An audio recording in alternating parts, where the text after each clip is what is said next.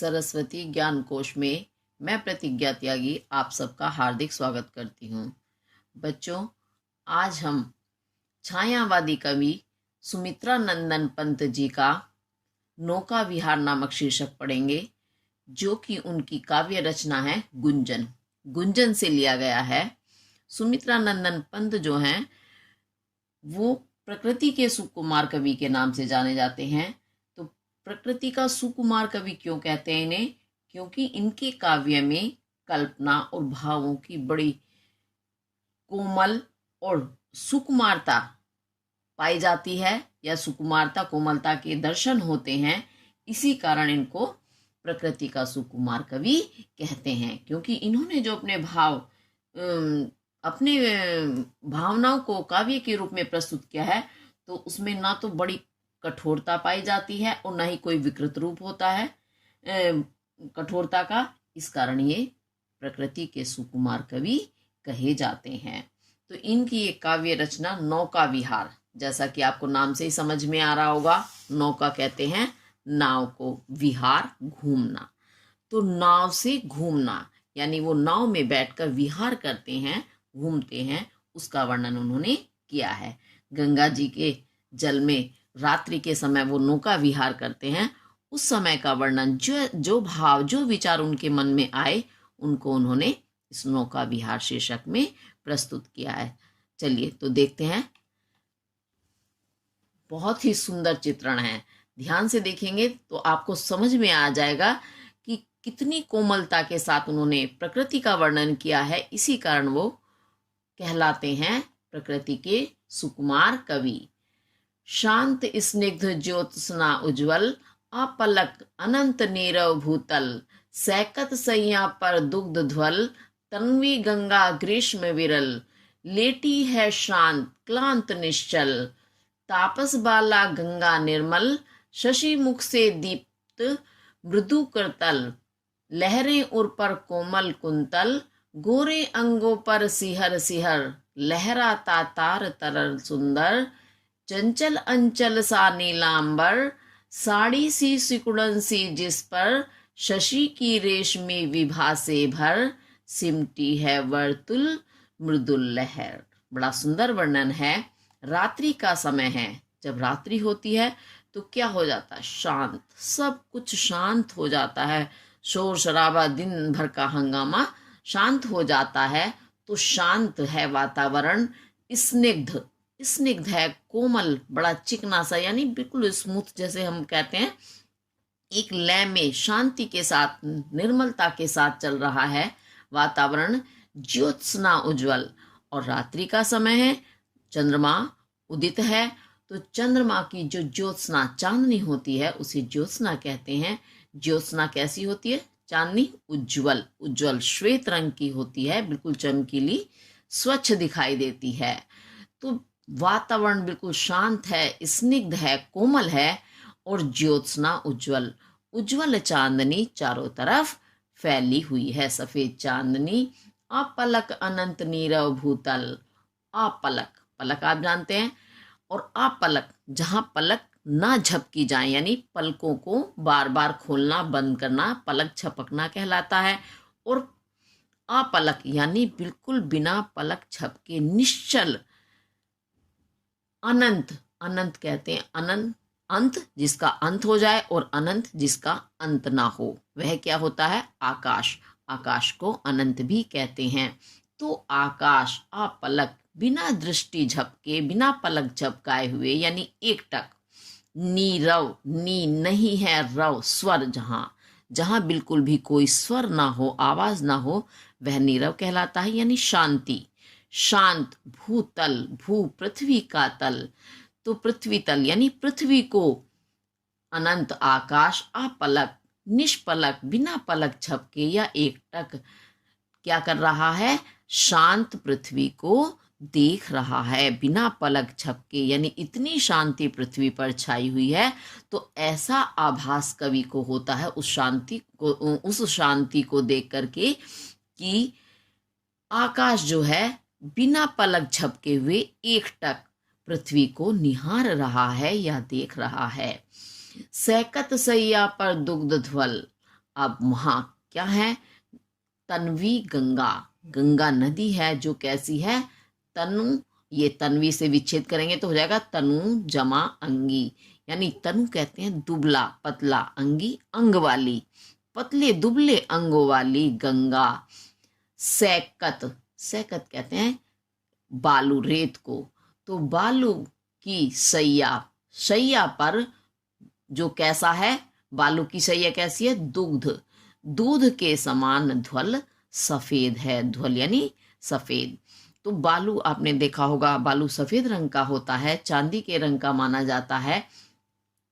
तो जो दुबली पतली गंगा है वो बालू रेत की सैया पर या बिस्तर पर जो दुग्ध ध्वल, दूध के समान श्वेत है, ऐसी उस क्या कहना चाहिए, सैया पर या बिस्तर पर ग्रीष्म विकल, ग्रीष्म गर्मी से विकल, व्याकुल हुई, बेचैन हुई, गर्मी से परेशान हुई, लेटी है श्रांत, श्रांत थकी हुई, लेटी हुई है। कहाँ लेटी हुई है गंगा, तन्वी गंगा, बालू रेत की सैया पर जो बिल्कुल दूध के समान सफेद है, और श्रांत थकी हुई है, क्लांत मुरझाई हुई, निश्चल, चल यानी चंचल, चलायमान जिसमें गति हो, और निश्चल जिसमें गति ना हो।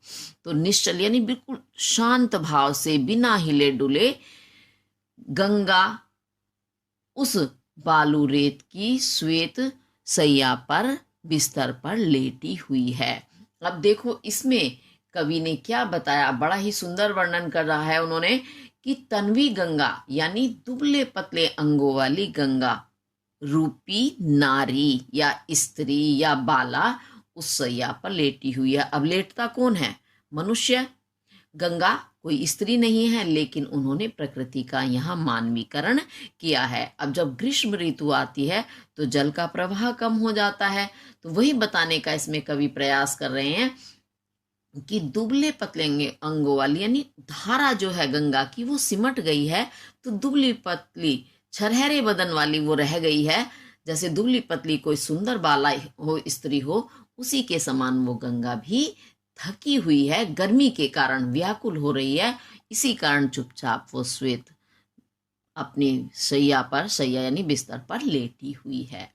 और क्या है आगे, तापस बाला गंगा निर्मल, तो गंगा कैसी लग रही है, तापस बाला, कोई तपस्विनी, बाला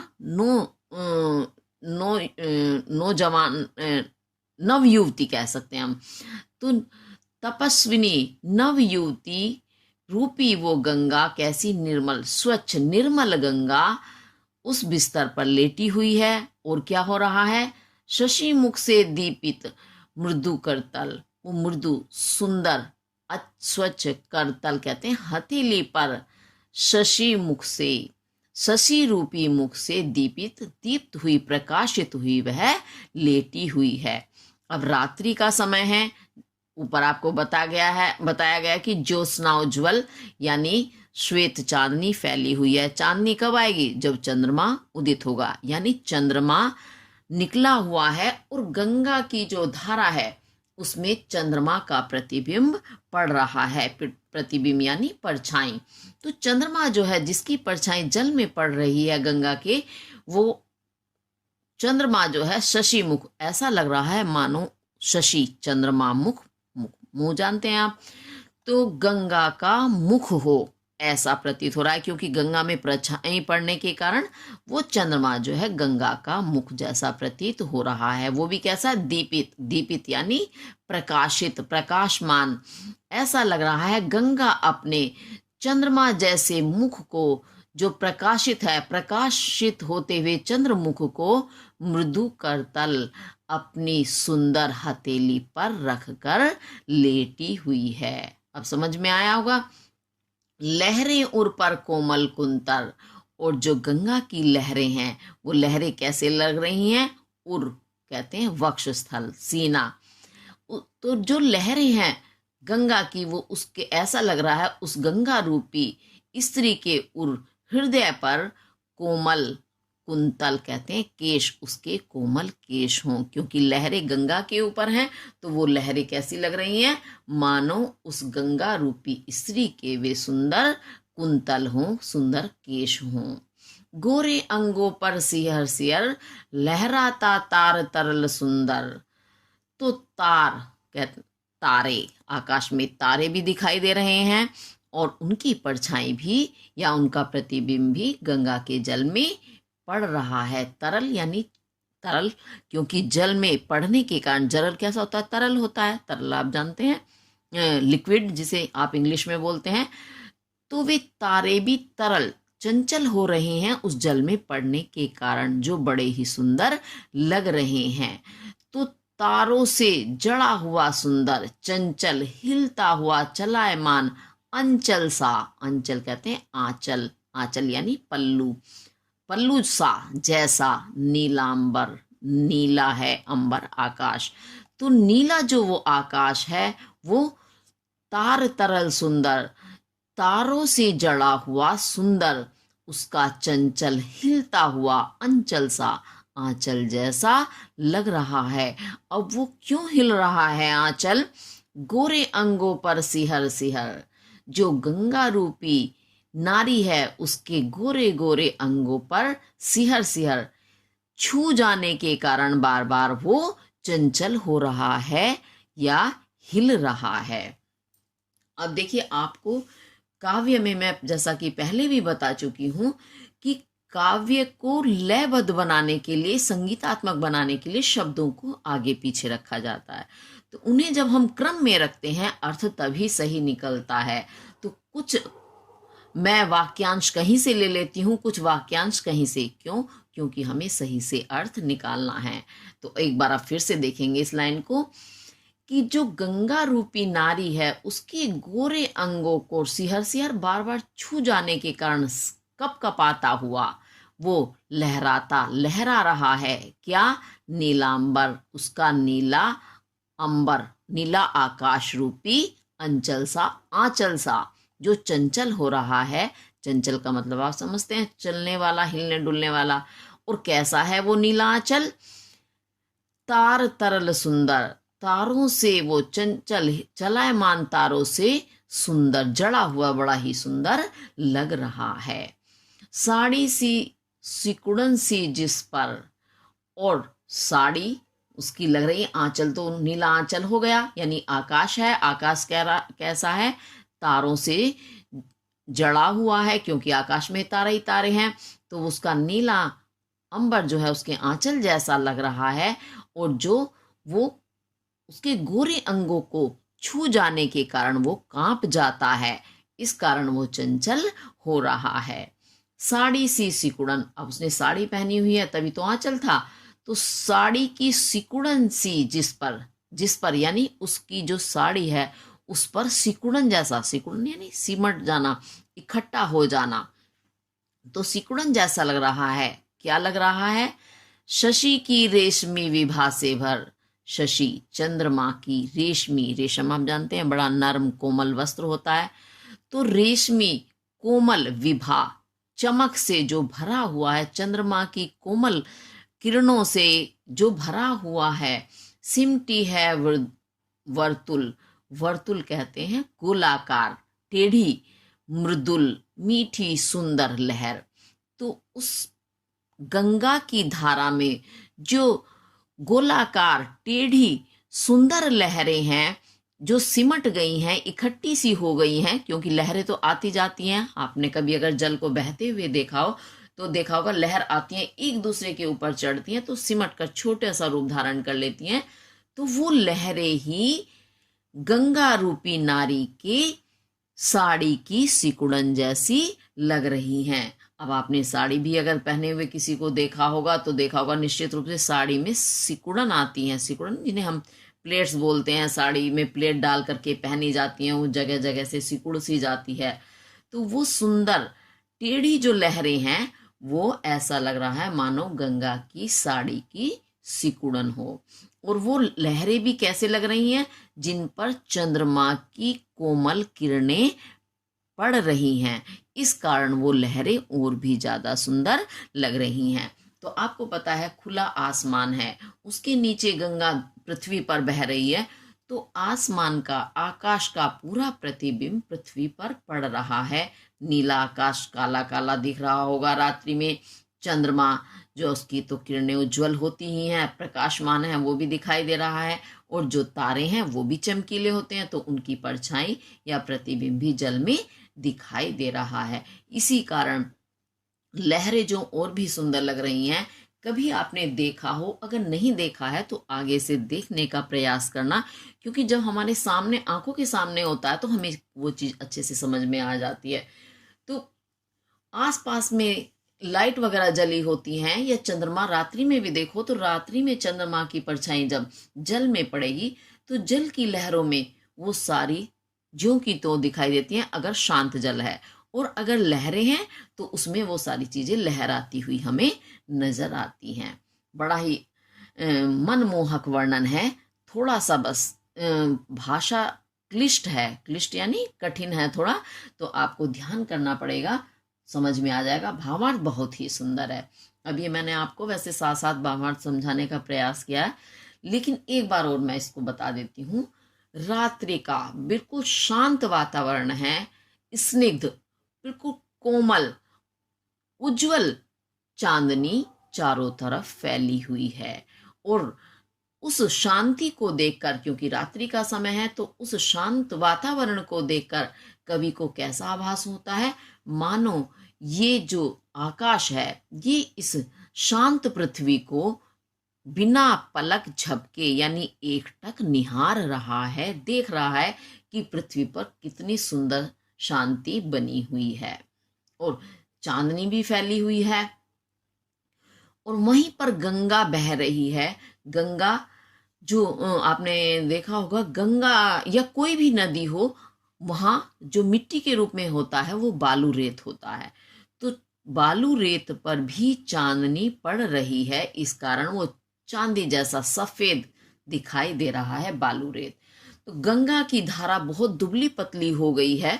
ग्रीष्म काल में पानी की कमी हो जाती है तो धाराएं थोड़ी सूख जाती हैं, तो वो दुबली पतली गंगा की जो पतली धारा चल रही है वो ऐसा लग रहा है मानो कोई दुबले पतले छरहरे बदन वाली स्त्री इस बालू रेत के बिस्तर पर लेटी हुई है। और कैसे लेटी हुई है, बिल्कुल थकी हुई, क्योंकि गर्मी में हम बड़ी जल्दी थक जाते हैं, गर्मी का प्रभाव होता है। और क्लांत, मुरझाई हुई भी है, श्रांत थकी हुई, क्लांत मुरझाई हुई, और निश्चल बिल्कुल चुपचाप शांति से लेटी हुई है, बिना हिले डुले, यानी बड़ी शांति के साथ वो जल बह रहा है धीरे धीरे। तो वो एक स्त्री की उपमा उसमें कवि ने की है। और वो गंगा का निर्मल जल जो कैसा लग रहा है, मानो कोई तपस्विनी नव युवती है, कोई बाला है। और वह चंद्रमा की जो परछाई है जल में, गंगा के जल में पड़ रही है, तो ऐसा लगता है मानो वो गंगा रूपी तपस्विनी बाला अपनी सुंदर हथेली पर चंद्रमा रूपी मुख रखे हुए लेटी हुई है। यानी चंद्रमा को गंगा का मुख बता दिया गया है स्त्री का। और कैसा लग रहा है, जो लहरें गंगा की बह रही हैं वो ऐसी लग रही हैं, क्योंकि किरणें तो वहां भी पड़ रही हैं चंद्रमा की, तो उनमें भी चमक आ रही है, तो वो कोमल सुंदर उसके केश हों, बाल हों, उस गंगा रूपी स्त्री के। उन लहरों से ऐसी उपमा कवि ने की है। और उसके बाद नीला अंबर, नीला जो आकाश है उसकी परछाई भी जल में पड़ रही है, जिसमें तारे भी हैं आकाश में। तो ऐसा लग रहा है ये नीला आकाश जो तारों से जड़ा हुआ है वो बार बार गंगा रूपी स्त्री के अंगों को छूता है, क्योंकि शरीर पर वस्त्र पहनते हैं तो शरीर को, अंगों को ही छुएगा वस्त्र। तो जैसे ही वो उसके गोरे शरीर को छूता है, इस कारण उसके गोरेपन के कारण वो सिहर जाता है, कांप कांप जाता है, इसी कारण वो चंचल दिखाई दे रहा है, उसके आंचल पल्लू के समान। क्योंकि अब गंगा का जल जो है चांदनी पड़ने के कारण गोरा लग रहा है, इसी कारण उसके अंगों को गोरे अंग उन्होंने कहा है। और लहरें आती हैं तो लहरों के कारण जो है आकाश, तारे सब हिलते डुलते नजर आते हैं, तो ऐसा लगता है मानो उस स्त्री का वो आंचल हिल रहा हो, नीला आंचल। समझ में आया होगा यहाँ तक आपको। अब आगे देखिए, फिर छोटी छोटी सी लहरें हैं, टेढ़ी मेढ़ी लहरें टेढ़ी मेढ़ी होती हैं, उसमें भी चंद्रमा की कोमल चमक या विभा यानी चमक उसमें पड़ रही है, कांति पड़ रही है। तो ऐसा लगता है वे छोटी छोटी टेढ़ी मेढ़ी गोलाकार जो लहरें हैं वो उस गंगा रूपी स्त्री की साड़ी की सिकुड़न हूं, ऐसा आभास होता है कवि को। अब निश्चित रूप से ये आपको समझ में आ गया होगा। अगर किसी वजह से समझ नहीं आया हो तो आप कमेंट करके पूछ सकते हैं। चलिए, तो अब हम इसके काव्य सौंदर्य के तत्व देखते हैं। इसमें आपकी जो भाषा है वो संस्कृत निष्ठ खड़ी बोली है, इसीलिए आपको थोड़ा कठिनता का आभास होगा इसमें, लेकिन फिर भी एक बार मन लगाकर पढ़ेंगे तो निश्चित रूप से समझ में आएगा। और रस है इसमें शांत रस, शैली आपकी प्रतीकात्मक है, और छंद जो है इसमें स्वच्छंद छंद है, इसमें कोई नियम नहीं बंधा हुआ है। गुण माधुर्य है और शब्द शक्ति है आपकी लक्षणा, क्योंकि हमें थोड़ा सा प्रयास करके अर्थ समझना पड़ रहा है। अब उसके बाद हम देखते हैं इसमें अलंकार। अब अलंकार में बिल्कुल स्पष्ट है प्रकृति का मानवीकरण किया गया है, इसलिए इसमें मानवीकरण अलंकार है। और उपमा दी गई है बालू रेत की सैकत सैया से, है ना। बालू रेत का बिस्तर बताया गया है, और तन्वी गंगा बताई गई है, गोरे अंग बताए गए हैं जो लहरें पड़ रही हैं, अंचल सा, यहाँ तो बिल्कुल देखो शब्द भी सा वाचक शब्द भी आया है, चंचल अंचल सा नीलांबर, साड़ी सी सिकुड़न सी। तो ये उपमा की गई है उन क्या कहना चाहिए लहरों को, उन्होंने साड़ी की सिकुड़न जैसा बताया है, तो यहाँ आपका उपमा अलंकार बनता है। और उसके साथ साथ और भी देखते हैं हम, शांत स्निग्ध ज्योत्सना उज्जवल, एक एक लाइन में एक एक चीज देखते चलेंगे। तो शा और सा, आ पलक अनंत, आ आवरण की आवृत्ति हो रही है, सैकत शैया पर दुग्ध ध्वल, तन्वी गंगा ग गवर्ण की आवृत्ति, ग्रीष्म विरल ग वर्ण की आवृत्ति, लेटी है शांत क्लांत तातावर्ण की आवृत्ति, तापस बाला गंगा निर्मल ला वर्ण की आवृत्ति हो रही है, शशि मुख से दीपित मृदुल कर, लहरे उर पर कोमल कुंतल का वर्ण की आवृत्ति हो रही है, गोरे अंगों पर सिहर सिहर, लहराता तार तरल तावर्ण की आवृत्ति हो रही है, चंचल अंचल लाला वर्ण की आवृत्ति हो रही है, साड़ी सी सिकुड़न सी सा वर्ण की आवृत्ति हो रही है, शशि की रेशमी विभा से भर, सिमटी है मृदुल मृदुल लहर लाला वर्ण की आवृत्ति। तो जहां एक वर्ण बार बार आए यानी आवृत्ति हो उसकी, वहां कौन सा अलंकार होता है, वहां होता है आपका अनुप्रास अलंकार। अब उसके बाद और भी सिहर सिहर, एक शब्द की आवृत्ति उक्ति, बार बार कहना एक शब्द को क्या कहलाता है, पुनर्उक्ति प्रकाश अलंकार, यानी फिर से वही वाक्य शब्द कह देना। और इसके साथ रूपक अलंकार तो है ही, शशि मुख, बिल्कुल शशि मुख ही कह दिया गया है, शशि जैसा मुख नहीं कहा गया है। और भी बहुत सारी चीजें हैं, लहरें जो हैं उसकी कोमल कुंतल सीधे ही कह दी गई हैं, तो लहरों जैसी कुंतल केश नहीं कहे गए हैं। तो उपमे में उपमान का भेद रहित आरोप है, बल्कि सारी ही चीजें उसमें गंगा को सीधे स्त्री बताया गया है, दुबले पतले, पूरे ही आपके पद में रूपक अलंकार बन रहा है। इसी के साथ आपका ये पद पूरा हुआ। अब हम आगे चलते हैं।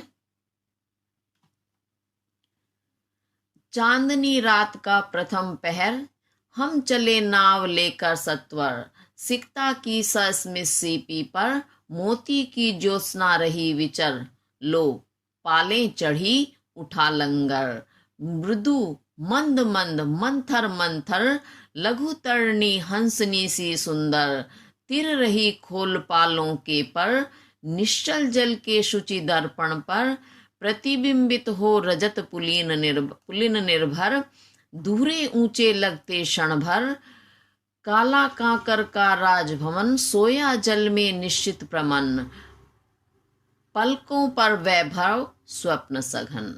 बड़ा ही सुंदर वर्णन है। चलिए देखते हैं। जब कवि नौका विहार के लिए निकले तो कौन सा समय था? चांदनी रात। एक तो रात थी कैसी? चांदनी, जिसमें चांद खिला हुआ था और चंद्रमा की रोशनी चारों तरफ फैली हुई थी। जो चंद्रमा की रोशनी होती है उसे चांदनी कहते हैं। तो चांदनी तो रात है और चांदनी रात का भी प्रथम प्रहर है, क्योंकि रात्रि के अलग अलग प्रहर माने जाते हैं। तो पहला प्रहर है, हम चले नाव लेकर सत्वर। तो कवि क्या कहते हैं कि हम चल दिए, क्या लेकर के? नाव, यानी नाव में सवार होकर के। सत्वर कहते हैं शीघ्र, यानी बड़ी शीघ्रता से, जल्दी से हम नाव पर सवार होकर चल दिए। सिकता की सस्मित सीपी पर, मोती की ज्योत्सना रही विचर। सिकता कहते हैं रेत, बालू रेत को।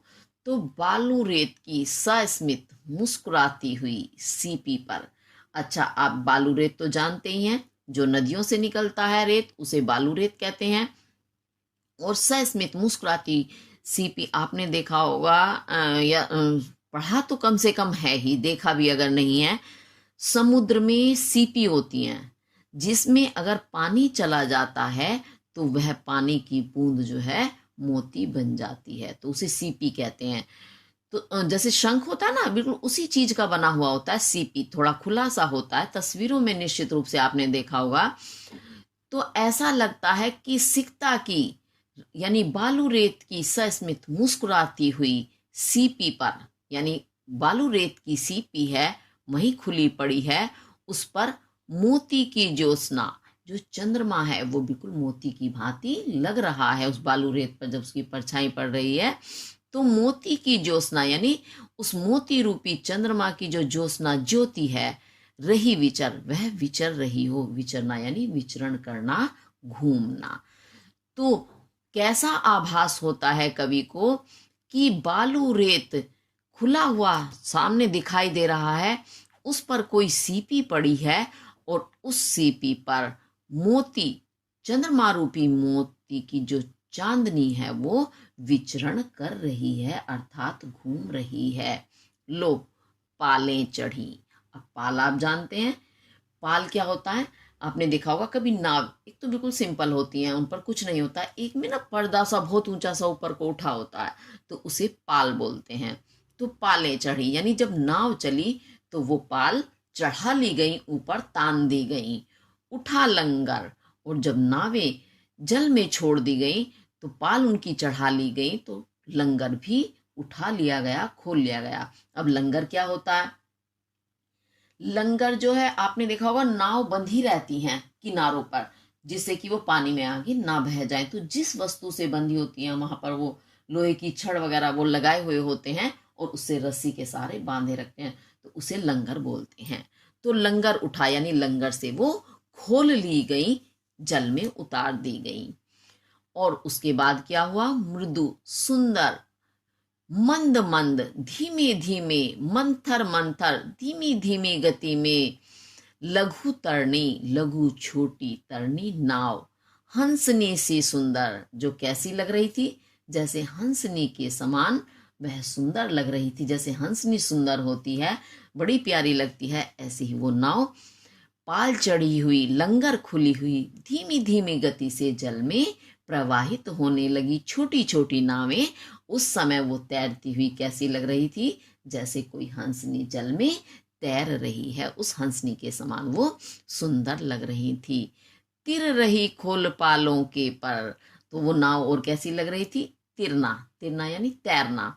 वे नावें तैर रही थी खोल पालों के पर, जो अभी हमने पाल पढ़ा था ना, पाल ऊपर जो तान दिए जाते हैं वो तंबू से, तो वो ऐसे लग रहे थे मान लो उस सुंदर हंसनी के वे पाल रूपी पर, पंखों पर यानी पंख, तो वे अपने पाल रूपी पंखों को खोलकर तैर रही हूं, ऐसी वे नावें आभास दे रही थी या प्रतीत हो रही थी। जैसे हंसनी अपने पंख फैलाकर जल में तैरती है, ऐसे ही वे नावें भी अपने पाल रूपी पंखों को खोलकर जल में तैरती हुई हंसनी के समान सुंदर लग रही थी। अब देखो वाक्य यहां से आकर आपका वहां कंप्लीट हुआ है, पूरा हुआ है। निश्चल जल के शुचि दर्पण पर प्रतिबिंबित हो रजत पुलिन निर्भर। तो निश्चल जल कैसा है? चल यानी चलता हुआ, और निश्चल जब इसे आप विच्छेद करेंगे तो ये सा जो है इसका विसर्ग बन जाएगा, विसर्ग संधि है तो हो जाएगा निही जमा चल, यानी नहीं है चल, चलायमान जो यानी शांत, जो बिल्कुल निश्चल है, शांत है। ऐसे शांत जल के शुचि, शुचि कहते हैं पवित्र, स्वच्छ दर्पण पर। तो जब जल साफ होता है कैसा लगता है? वो दर्पण शीशे के भांति लगता है कि हम उसमें अपने आप को देख सकते हैं।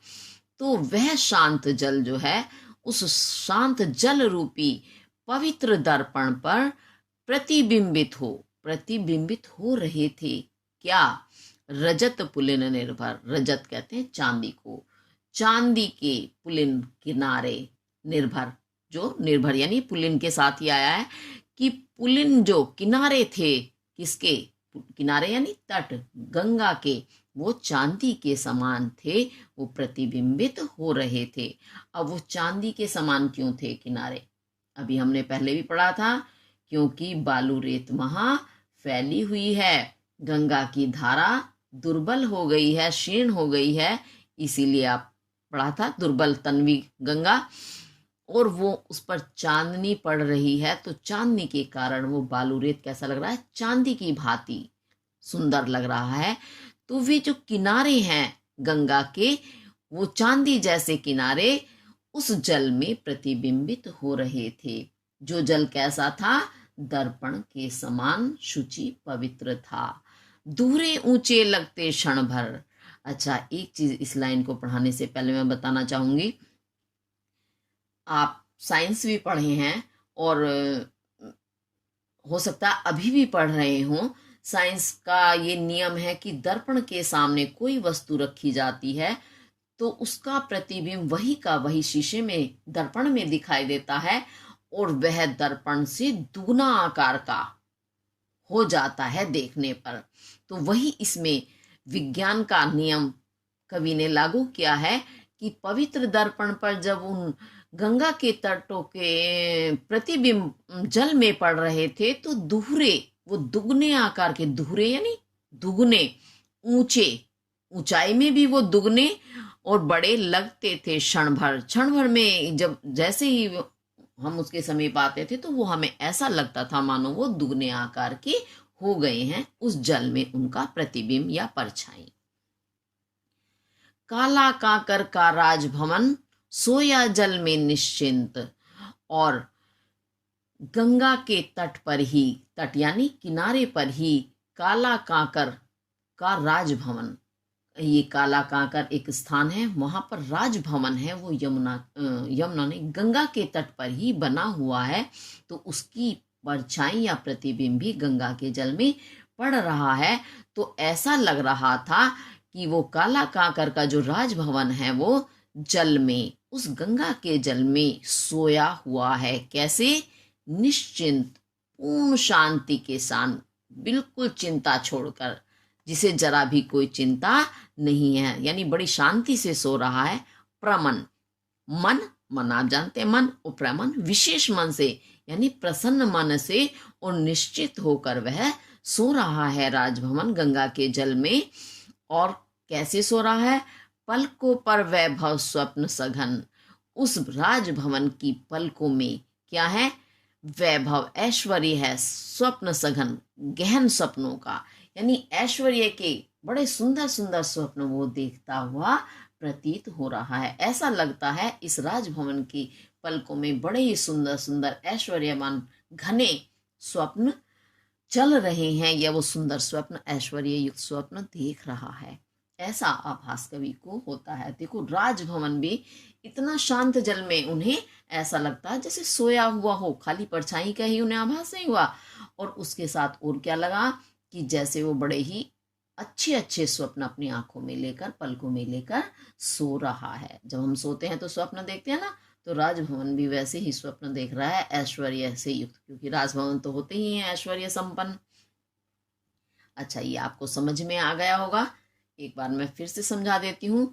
जब कवि नौका विहार करने के लिए निकले तो क्या समय था? रात्रि का प्रथम प्रहर था और चांदनी रात थी।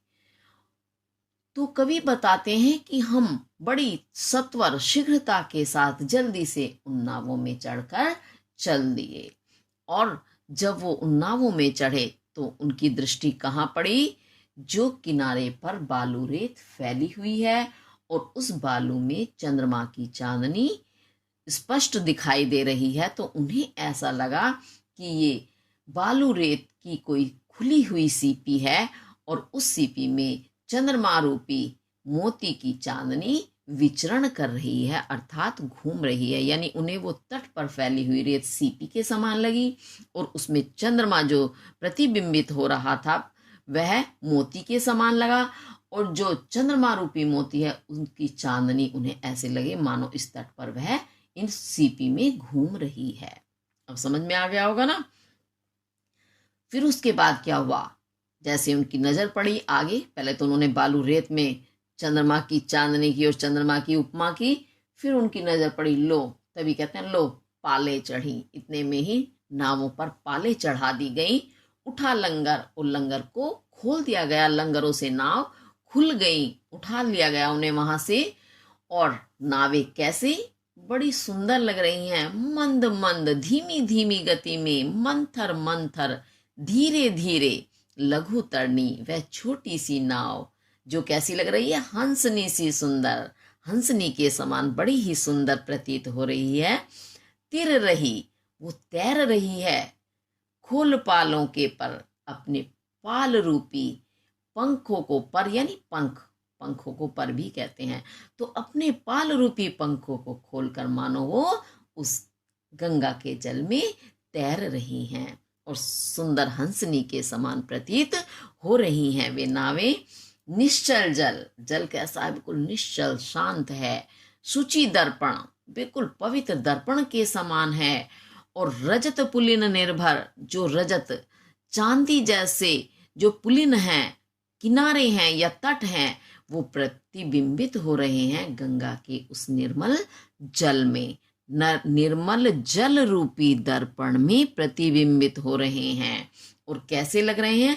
दुहरे ऊंचे, दुगने और ऊंचे। जो उनका आकार है वो तो वह है ही, उससे भी वो दुगने ऊंचे लग रहे हैं। क्षण भर, एक क्षण में ही वो, एक पल में ही वो बड़े बड़े दिखाई देने लगते हैं जैसे ही वो जल में उनकी दृष्टि जाती है। तो जैसे नियम भी बताया गया है, दर्पण में, दर्पण के सामने जो वस्तु रखी जाती है वो आकार में दुगनी हो जाती है, उसी प्रकार भी वो चांदी जैसे जो किनारे हैं वो भी दुगने आकार के जल में प्रतीत हो रहे हैं। और क्या हो रहा है? गंगा के तट पर ही काला कांकर का राजभवन बना हुआ है। वह राजभवन, उसकी परछाई गंगा के जल में पड़ रही है, तो ऐसा लग रहा है मानो वह बड़ा ही निश्चित होकर के, चिंता रहित होकर के उस जल में सोया हुआ है, प्रमन्न विशेष प्रसन्नता के साथ, मन के साथ, और अपनी आंखों में बड़े ही सुंदर ऐश्वर्य संपन्न वैभव युक्त स्वप्न वो देख रहा है। ये इसका मैंने भावार्थ आपको समझाया, निश्चित रूप से आपको समझ आया होगा। चलिए, तो अब हम इसके काव्य सौंदर्य के तत्व देखते हैं। भाषा आपकी वही संस्कृत निष्ठ खड़ी बोली है, शैली प्रतीकात्मक है और छंद है आपका स्वच्छंद, और रस इसमें भी शांत रस है। बड़ी ही शांति मिल रही है, इसे पढ़ने से बड़ा ही मुझे तो आनंद आ रहा है। गुण प्रसाद है, शब्द शक्ति आपकी अभिधा, बिल्कुल सीधे सीधे सारी बातें समझ आ रही है। चलिए, अब इसमें हम ढूंढेंगे अलंकार।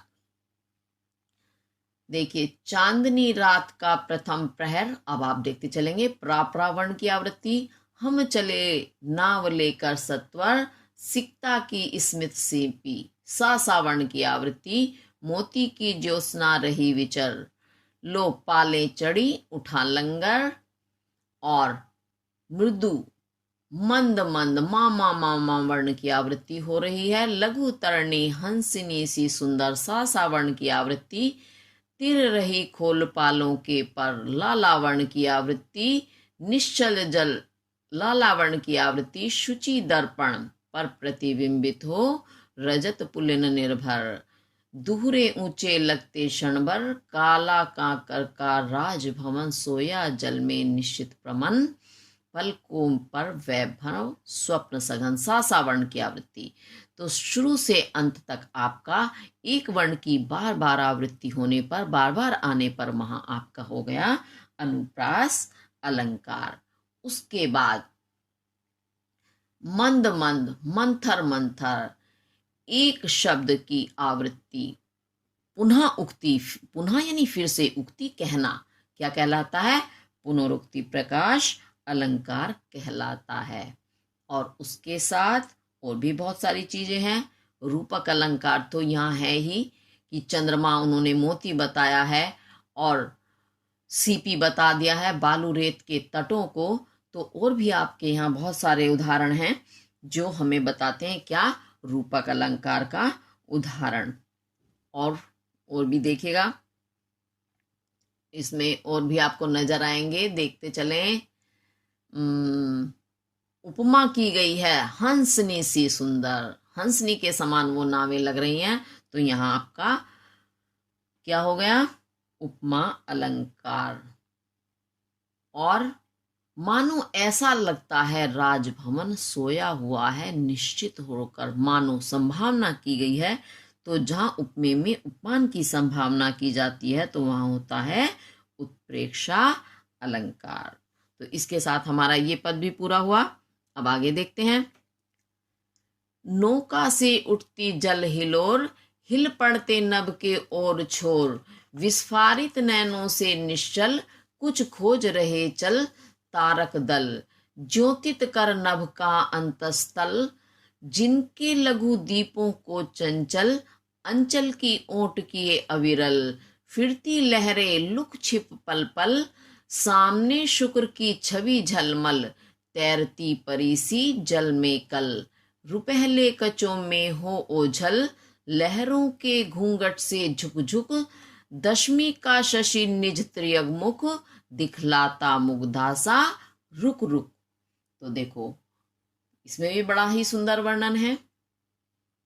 नौका से उठती जल हिलोर, जब नौका नाव जल में चलती है तो क्या हो जाता है?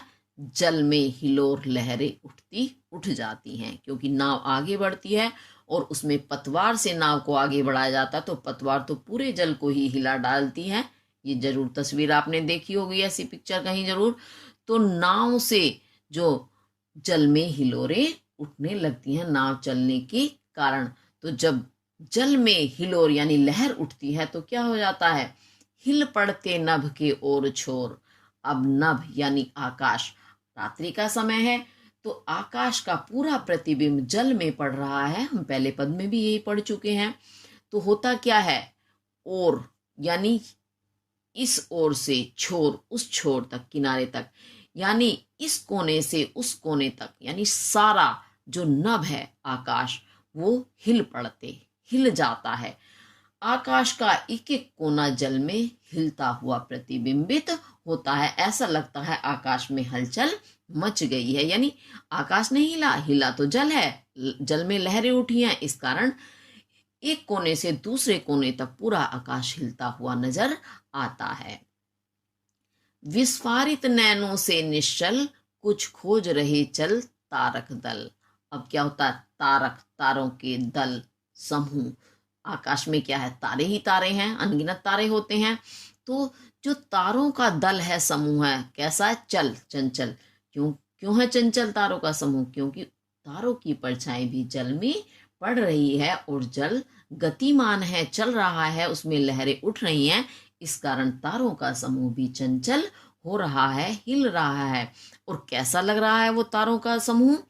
विस्फारित कहते हैं खुले हुए, फैले हुए, जैसे कहते हैं ना फटे हुए, नैनों से, नेत्रों से, निश्चल, वो जल जो निश्चल हो गया है, शांत हो गया है, कुछ खोज रहे, उसमें कुछ खोज रहे हैं, अर्थात ढूंढ रहे हैं। किसमें? निश्चित जल में। जो जल शांत हो गया है यानी लहरें उसमें आई तो उसमें तारों का जो समूह प्रतिबिंबित हो रहा था गंगा के जल में, वो सारा हिल जाता है, चलायमान हो जाता है या चंचल हो जाता है। तो ऐसा लगता है वह आंखें विस्फारित करके, फाड़ फाड़ करके या फैला करके उस निश्चल जल में कुछ ढूंढ रहा है। ज्योतित कर नभ का अंतस्थल। तो जल में तो वो बाद में पहुंचा, पहले क्या कर रहा था तारों का समूह? नभ आकाश का, अंतस्थल अंतर का, स्थल स्थान यानी हृदय। जो नभ आकाश का अंतस्थल है, कहाँ होते हैं तारे? आकाश के अंदर ही होते हैं ना।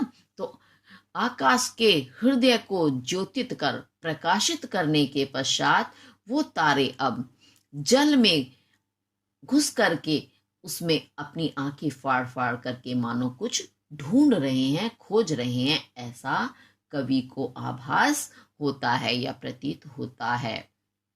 और कैसा लगा? जिनके लघु दीपों को चंचल, अंचल की ओट किए अविरल, फिरती लहरें लुक छिप पल पल। अब मुझे दो पंक्तियां एक साथ पढ़नी पड़ी हैं, क्योंकि अर्थ नीचे की लाइन से आएगा लहरें। अब उस जल में लहरें भी उठ रही हैं। तो वे लहरें जिनके लघु दीपों को, लघु छोटे दीप, दीपक जो तारे हैं, वो कैसे लग रहे हैं? चंचल तो वो हो ही रहे हैं लहरों के कारण, हिलने के कारण। तो वे दीपक जैसे लग रहे हैं। तो उन लघु दीपकों को, छोटे दीपकों को ऐसा लगता है वो लहरें जो हैं फिरती फिर रही हैं, लुक छिप, लुकाती छिपाती हुई, पल पल, हर पल। किससे छिपा रही हैं? अंचल की ओट किए, अंचल मानो अपने आंचल की ओट से, अविरल लगातार, निरंतर। अब ये मैं अपने शब्दों में आपको बता दूं, लहरें चंचल हैं, चलायमान हैं। उन लहरों में ही क्या हो रहा है? तारों का प्रतिबिंब पड़ रहा है। तो वे तारे छोटे छोटे तो होते ही हैं, वो ऐसा लग रहा है मानो छोटे छोटे दीपक हैं। और लहरें अपने आंचल से, अपने आंचल की ओट दे करके निरंतर यानी लगातार प्रयास कर रही हैं कि ये दीपक बुझ ना जाएं, क्योंकि लहरों में हिलने के कारण वो जब ऊपर आ जाते हैं तो प्रकट होते हैं, और जब वो नीचे लहर आती है तो वो नीचे दब जाते हैं, तो ऐसा लगता है वो बुझ गए हों।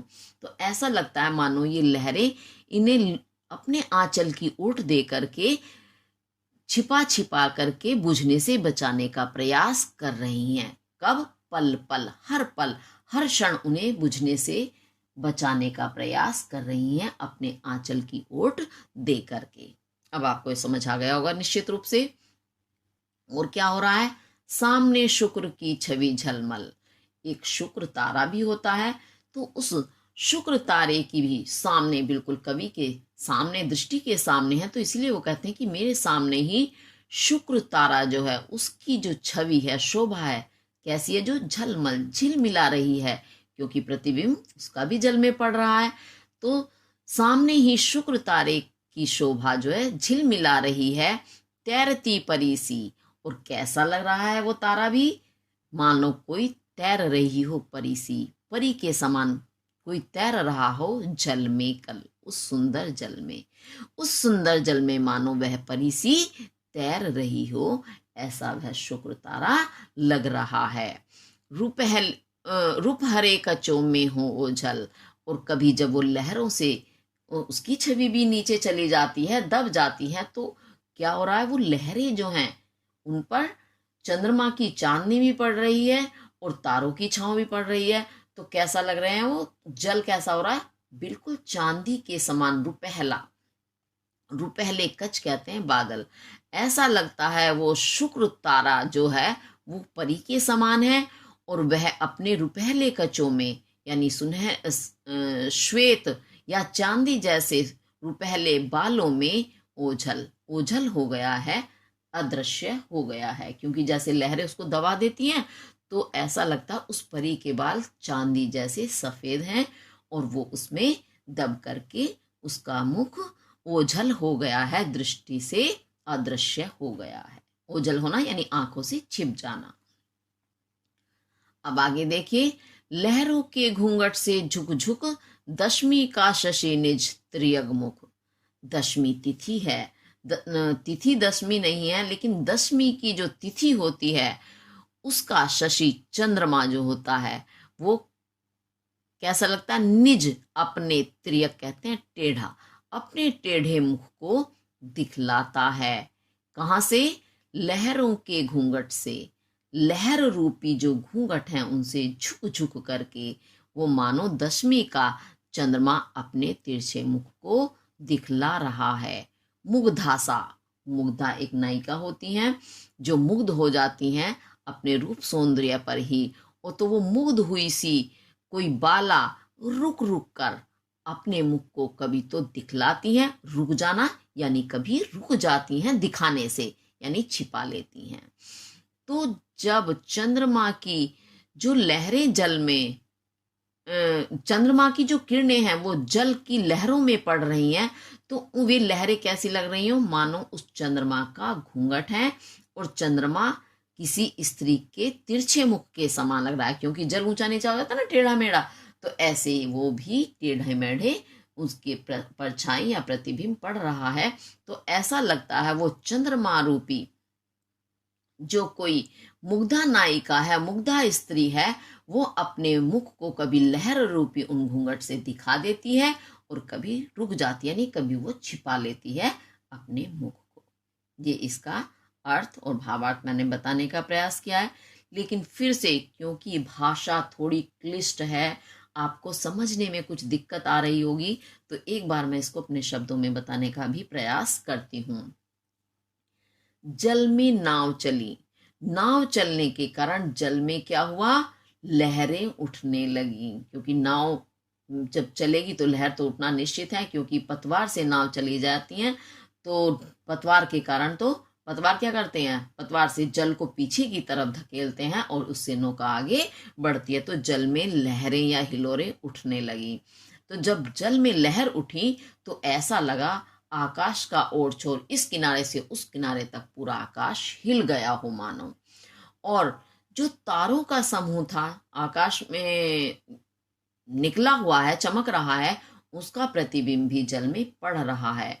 तो ऐसा लगा वो प्रतिबिंब हिला लहरों के कारण, मानो ये तारे जो हैं अपनी आंखें फाड़ फाड़ कर उस जल में कुछ ढूंढ रहे हैं, मानो जैसे हमारा खो जाता है ना, तो हम प्रकाश करके, लाइट करके, रोशनी से ढूंढने का प्रयास करते हैं जहां अंधेरा होता है, तो रात्रि का तो समय है ही, तो वे तारों की परछाई भी यही कह रही है या ऐसी प्रतीत हो रही है कि मानो वे अपनी उस परछाई रूपी, रोशनी तो है ना परछाई में भी, उस रोशनी को फैला करके जल के अंदर कुछ ढूंढ रहे हैं, उनका कुछ खो गया है और उन्होंने ही आकाश के अंतःस्थल को, हृदय को ज्योतित कर रखा है, प्रकाशित कर रखा है, क्योंकि आकाश में ही तो निकले हुए हैं। और वो उन तारों की जो परछाई जल में पड़ रही है वो कैसी लग रही है, चंचल दीपक हो। चंचल क्यों? क्योंकि जल हिल रहा है तो वो तारे भी हिलते हुए नजर आ रहे हैं, तो मानो वो छोटे छोटे चंचल दीपक हो, जिनको वहां लहरें जो आ जा रही हैं वो ऐसा लग रहा है मानो अपने आंचल की ओट दे करके उन दीपकों को लुका छिपा करके पल पल, यानी हर पल उन्हें लुका छिपा रही है। किस कारण? ताकि ये बुझ ना जाए, यानी इनका प्रकाश बना रहे। जैसे हवा का झोंका आता है, हमें आभास होता है, और दीपक जले हुए हैं या एक भी, कितने भी हो सकते हैं, तो उन्हें हम क्या करते हैं, तुरंत हाथ की ओट देंगे, हाथ का सहारा देंगे जिससे कि वो हवा उधर से रुक जाए, या हम अपना दुपट्टा, साड़ी का पल्लू, आंचल जो भी है उससे रोकने का प्रयास करते हैं हवा को, जिससे वो दीपक बुझने से बच जाए। वही प्रयास ऐसा लग रहा है मानो वो लहरें कर रही हैं। और सामने ही शुक्र तारा झिलमिला रहा है, शुक्र तारे की छवि, सुंदरता वहां जल में पड़ रही है, झिलमिल कर रही है। और वो तारा कैसा लग रहा है, मानो कोई परी जल में तैर रही हो। और जब वो लहरें आती हैं उसके ऊपर तो शुक्र तारे की छवि भी दब जाती है, तो ऐसा लगता है मानो ये शुक्र तारा जो है अपने सुनहरे, सुनहरे नहीं, चांदी वाले रुपहले बालों में मानो ओझल हो गया, यानी बालों ने ही उसके मुख को ढक लिया हो, क्योंकि जल सारा कैसा हो रहा है, चांदी जैसा हो रहा है चांदनी के कारण। और चंद्रमा का जो मुख है, चंद्रमा का प्रतिबिंब जल में पड़ रहा है, वो ऐसा लग रहा है मानो दशमी का ये चांद है। और वो दशमी के चांद का मुख आकार कैसा होता है, टेढ़ा ही तो होता है, क्योंकि पूर्ण नहीं होता, वो आपने देखा होगा, कटा सा गोलाकार रूप में रहता है, आधा आकार। तो मानो वो अपने टेढ़े मुख को लहरे रूपी जो घूंघट हैं उनसे कभी तो दिखा देता है, कभी छिपा लेता है। किसके समान? कोई मुग्धा नायिका हो, मुग्धा स्त्री के समान। अब मुग्धा क्या होती है? जो मुग्ध हो जाना, यानी आकर्षित हो जाती हैं। किस पर? वो अपने पर आकर्षित हो रही हैं, वो दूसरों को देखकर भी, मतलब आकर्षित करने की वो दूसरों को पावर रखती हैं या ताकत रखती हैं, उन्हें मुग्धा नायिका कहते हैं। तो वो खुद पर ही आकर्षित हो करके, खुश हो करके कभी तो अपना मुख दिखा देती हैं, कभी छिपा लेती हैं। ऐसे वो चंद्रमा का प्रतिबिंब आभास दे रहा है। अब निश्चित रूप से ये भी आपको समझ आ गया होगा। अब उसके बाद हम इसके ढूंढेंगे काव्य सौंदर्य के तत्व। रस आपका शांत रस है, इसमें कुछ भी हलचल नहीं है, बिल्कुल शांति का आभास हो रहा है। भाषा आपकी वही संस्कृत निष्ठ खड़ी बोली है। शैली प्रतीकात्मक है, छंद है स्वच्छंद, और गुण माधुर्य है, शब्द शक्ति इसमें भी लक्षणा है। चलिए अब इसमें ना हम क्या ढूंढेंगे? अलंकार। अच्छा, अलंकार तो प्रत्येक पद में ही आ रहा है, मानवीकरण, क्योंकि मानवीकरण किया गया है प्रकृति का, तो इस कारण यहाँ आपका मानवीकरण तो अपने आप ही बन रहा है। अब चलिए, नौका से उठती जल हिलोर, हिल पड़ते नभ के ओर छोर, रावण की आवृत्ति, स्फारित नैनों से निश्चल, नानावर्ण की आवृत्ति, कुछ खोज रहे चल तारक दल, लालावर्ण की आवृत्ति हो रही है, ज्योतित कर नभ का अंतस्थल, जिनके लघु दीपों को चंचल अंचल, लाला चाचावर्ण की आवृत्ति हो रही है, ओट किए अविरल, फिरती लहरें लुक छिप पल पल, सामने शुक्र की छवि झलमल, तैरती परिसी जल में कल। देखते चलेंगे, लालावर्ण की आवृत्ति आ गई है यहाँ। रूप हरे कचों में हो ओझल, लहरों के घूंघट से झुक झुक, दशमी का शशि निज त्रियग मुख, मुग्धा दिखलाता मुग्धा सा रुक रुक। तो जहां जहां पर एक वर्ण की आवृत्ति हुई है वहां क्या हो गया? आपका अनुप्रास अलंकार हो गया। अब उसके बाद परिसी, परी के समान लग रहा है, क्या? शुक्र तारा। तो यहाँ परी से उपमा की गई है शुक्र तारे की, इस कारण यहाँ आपका उपमा अलंकार हो गया। अब यहां देखेंगे पल पल, एक शब्द को पुनः फिर से कहना, रुक रुक झुक झुक, तो यहाँ आपका बन गया पुनरुक्ति प्रकाश अलंकार। और रूपक तो इसमें है ही, आंचल की ओट, लहरों को आंचल बताया है ना। लघु दीपक सीधे बताया, लघु दीपक जैसे नहीं कहा बल्कि सीधे लघु दीपक बताया है तारों को। तो उपमेय में उपमान का भेद रहित आरोप होने के कारण क्या बन गया आपका? रूपक अलंकार। और मानवीकरण तो इसमें है ही, इसके साथ आपका ये वाला पद भी पूरा हुआ। चलिए अब आगे देखते हैं।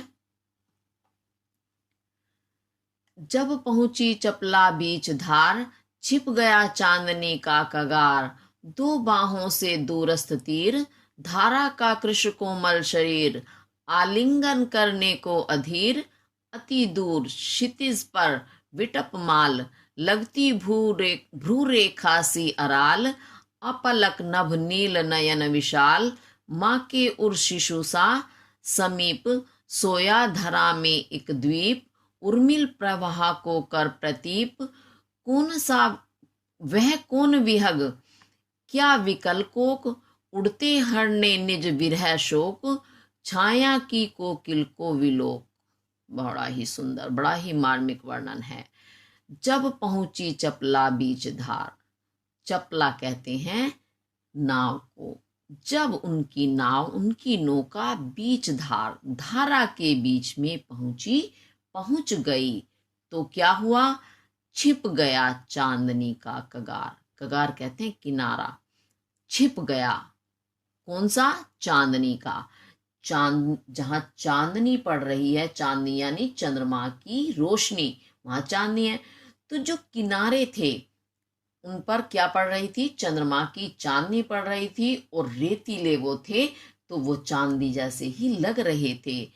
तो जब गंगा की धारा के बीच में नाव पहुंच गई कवि की, तो जो किनारे थे चांदी के, यानी चांदी जैसे जो लग रहे थे चांदनी के कारण और बालू रेत के कारण, वो कगार किनारे छिप गए, यानी वो किनारों से दूर आ गए।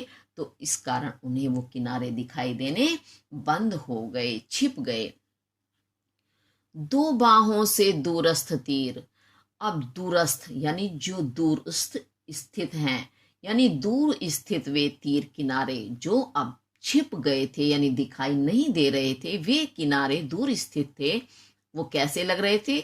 दो बाहों से, मानो जैसे हमारी दो बाहें होती हैं, बाहें यानी भुजाएं, तो ऐसे ही वो दूर स्थित किनारे दो भुजाओं जैसे लग रहे थे, क्योंकि एक किनारा इधर वाला, एक इधर वाला, तो दो भुजाओं के समान लग रहे थे, क्योंकि नदी के दो ही किनारे होते हैं।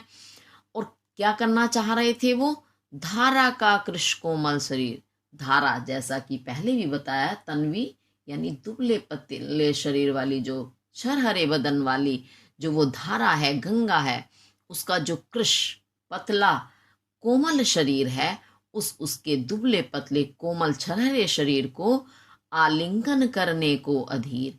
ऐसा लग रहा था मानो वो किनारे रूपी दो बाहें जो अब दूर स्थित हैं, वो गंगा के दुर्बल कोमल शरीर का आलिंगन करने के लिए, अपनी बाहों में लेने के लिए क्या हो? अधीर, व्याकुल हो रहे हों। यानी वो किनारे ऐसा आभास दे रहे थे मानो वे उस गंगा की धारा के कोमल और पतले शरीर को अपनी भुजाओं में लेने के लिए, बाहों में लेने के लिए व्याकुल हो रहे हैं। व्याकुल होना यानी बेचैन होना। अति दूर और बहुत ही ज्यादा दूरी पर। जो किनारे हैं वो तो दूर स्थित हैं, लेकिन अति दूर तो यानी और भी ज्यादा दूर, क्षितिज पर। क्षितिज जो बहुत दूर होता है, क्षितिज भी अभी मैं आपको बताऊंगी, वैसे हो सकता है आपको पता हो। तो क्षितिज पर जो कि अति दूर, बहुत दूर है, उस क्षितिज पर विटप वृक्षों की माला, माला यानी पंक्ति सी बनी हुई, लगती भ्रू रेखा सी। भ्रू रेखा कहते हैं भुहों को। तो भुहों जैसी, अराल टेढ़ी, टेढ़ी भुहों के जैसी लग रही है विटप माल, वो वृक्षों की माला, वो वृक्षों की पंक्ति। कहां पर है? जो क्षितिज पर है। अच्छा, अब और क्षितिज कहाँ है? अति दूर, बहुत दूर है। अब क्षितिज होता क्या है? आपने कभी देखा होगा बहुत दूर, कभी आप छत पर चढ़ जाइए या कभी ऐसे खाली स्थान पर जाइए कि आपको धरती और आकाश ऐसा लगेगा, आकाश तो नीचे की तरफ आ रहा है और धरती ऊपर की तरफ जा रही है। बहुत दूरी पर जाकर हमें ऐसा लगता है वो दोनों मिलने का प्रयास कर रहे हैं, लेकिन मिलते नहीं हैं। वहां उसे कहते हैं, उस दूरी वाले स्थान को क्षितिज, जहां हमें पृथ्वी और आकाश मिलते हुए से आभास देते हैं। तो उस क्षितिज पर एक वृक्षों की माला यानी पंक्ति, पंक्ति यानी क्रम से लगे हुए पेड़ हैं, एक लाइन में, पंक्ति यानी लाइन, लाइन में वृक्ष लगे हुए हैं। और वो कैसे लग रहे हो? मानो वो भुहें हों। कैसी? टेढ़ी भुहें। आपको पता है टेढ़ी ही होती हैं। अराल, अराल का मतलब होता है टेढ़ी। तो वो टेढ़ी भुहों जैसी लग रही हैं। अब किसकी भुहें लग रही हैं? अब ये हम आप देखेंगे। नभ नील नयन विशाल। नभ आकाश कैसा है? नील, नील नयन नेत्रों के समान। नीले नेत्र कैसे हैं? विशाल, बड़े भी हैं। तो आकाश रूपी नीले विशाल नेत्र जो हैं, उनकी भुहों के समान वो क्षितिज पर पंक्ति जो है वृक्षों की, वो लग रही है। और अपलक, वो आकाश रूपी नीले विशाल नेत्र जो उन क्षितिज पर स्थित वृक्षों की माला रूपी भुहों से युक्त हैं, वह आकाश रूपी नेत्र अपलक, बिना पलक झपके यानी एक टक इस पृथ्वी को या उस जल को निहार रहे हैं। ऐसा आभास कवि को होता है। यानी उन्होंने आकाश को नेत्र कहा। अब आकाश तो विशाल है, बड़ा है और नीले रंग का है, तो ऐसा लगता है नीला आकाश रूपी विशाल नेत्र, जिसकी क्या भुएं कौन है? वृक्षों की पंक्ति हैं। वह नीला आकाश रूपी नेत्र अपलक, बिना पलक झपके हुए यानी एकटक इस पृथ्वी को निहार रहे हैं। निहारना अर्थात देखना। जब हम किसी चीज को बड़े प्यार से देखते हैं, हमें अच्छी लगती है, तो हम पलक नहीं झपकते, एकटक देखते हैं, लेकिन देखते बड़े प्रेम के साथ हैं। ऐसे ही वो आकाश इस पृथ्वी को बड़े प्रेम से निहार रहा है, ऐसा आभास कवि को होता है। माँ के उर शिशु सा समीप सोया धरा में एक द्वीप, और उर्मिल प्रवाह को कर प्रतीप। धरा में, धरा कहते हैं पृथ्वी में, एक द्वीप, एक द्वीप कहते हैं धरती का हिस्सा जो जल से घिरा होता है, उसे द्वीप कहते हैं। तो पृथ्वी का एक द्वीप है जो ऐसा लगता है सोया हुआ हो, समीप, समीप में ही, नजदीक में ही। माँ के उर, जैसे माँ के उर कहते हैं हृदय को, माँ के हृदय पर शिशु सा, बच्चे के समान। अभी आपको लाइन बिल्कुल समझ नहीं आई होगी, मेरे शब्दों में समझिएगा। उस गंगा के समीप में ही एक द्वीप है। द्वीप यानी पृथ्वी का हिस्सा। गंगा क्या है? जल है। गंगा में तो जल है, लेकिन जल के ही समीप में एक द्वीप है, पृथ्वी का हिस्सा है, जो कैसा लग रहा है? मानो वो एक कोई बच्चा अपने माँ के हृदय पर सोया हुआ है। अब ये आगे देखते हैं। उर्मिल प्रवाह को कर प्रदीप, क्योंकि वो जल की धारा के मध्य में, बीच में है, तो वह उर्मिल कहते हैं लहरें। जो लहरों का प्रवाह है, बहाव है, उसको कर रहा है प्रतीप। प्रतीप कहते हैं उल्टा, यानी जब जल बह करके जा रहा है, लहरें प्रवाह के साथ बह रही हैं, सामने वह द्वीप आ जाता है, तो लहरें उस द्वीप से टकराती हैं। तो जब किसी ठोस चीज से टकराती हैं तो क्या होता है? जल वापस आ जाता है टकरा करके। तो उसी प्रकार वो जल की जो लहरें हैं, उनको वापस लौटा रहा है, विपरीत कर रहा है। कौन? वह द्वीप जो वही गंगा के जल में स्थित है, समीप में ही। अब समझ आया होगा आपको ये। अब आगे देखते हैं। वह कौन विहग, अचानक कवि की दृष्टि ऊपर की ओर उठ जाती है। विहग कहते हैं पक्षी। उन्हें रात्रि का समय है तो कोई पक्षी दिखाई देता है, तो वही प्रश्न कहते हैं वह कौन विहग, कि रात्रि के समय वह कौन पक्षी हो सकता है, कौन पक्षी है? क्या विकल कोक? तो वो अपने आप से ही प्रश्न करते हैं। क्या ये विकल कहते हैं व्याकुल, परेशान। कोक चकवा, एक चकवा पक्षी होता है। आपने पहले भी पढ़ा होगा उसके बारे में कि चकवा पक्षी और चकवी उसकी पत्नी होती है।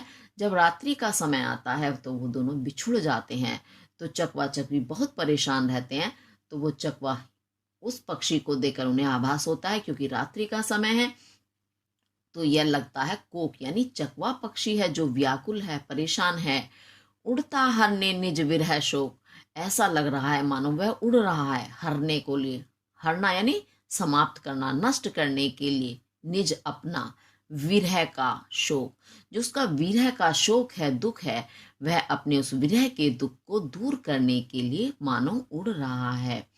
अब उसे कैसे आभास हुआ कि मैं अब अपने विरह को दूर कर लूंगा, अपने दुख को दूर कर लूंगा? तो उसने उड़ना आरंभ किया। अब कैसे उसे ऐसा आभास हुआ?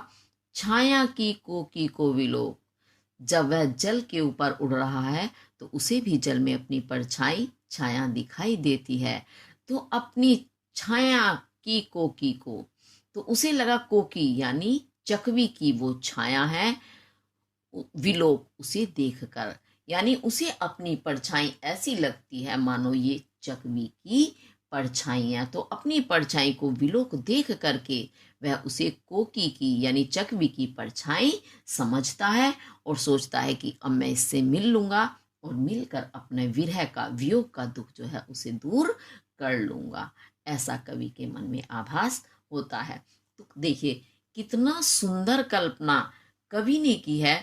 अब देखिए ये सारी चीजें हमारे सामने भी आती हैं, हम भी देखते हैं। क्या कभी ऐसे भाव जागृत होते हैं?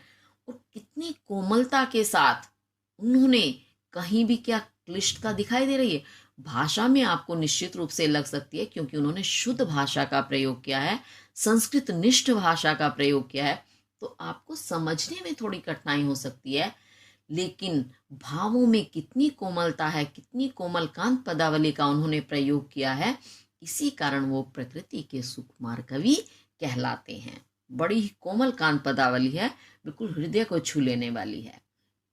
अब ये वैसे मैंने आपको समझाने का प्रयास किया, लेकिन इसे भी एक बार मैं अपने शब्दों में ही बताने की कोशिश करती हूँ, जिससे आपको अच्छे से समझ में आ जाए। तो देखिए, जब पहुंची चपला बीच धार, यानी चपला नाव जब धारा के बीच में पहुंच गई, जल के बीच में पहुंच गई, तो वो चांदी में नहाए हुए बालू रेत में चमकते हुए जो चांदनी जैसे कगार किनारे थे या तट थे, वो अब छिप गए, अर्थात दिखना बंद हो गए।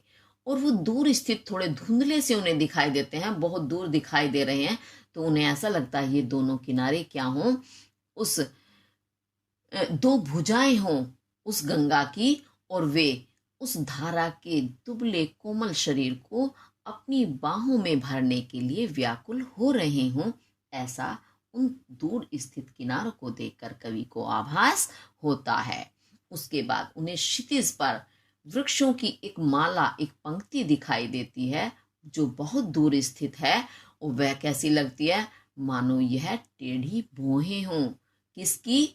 नीले आकाश के नीले नेत्र जो बड़े ही विशाल हैं और जो अपलक दृष्टि से इस पृथ्वी को निहार रहे हैं, वह उसकी भुएं हों।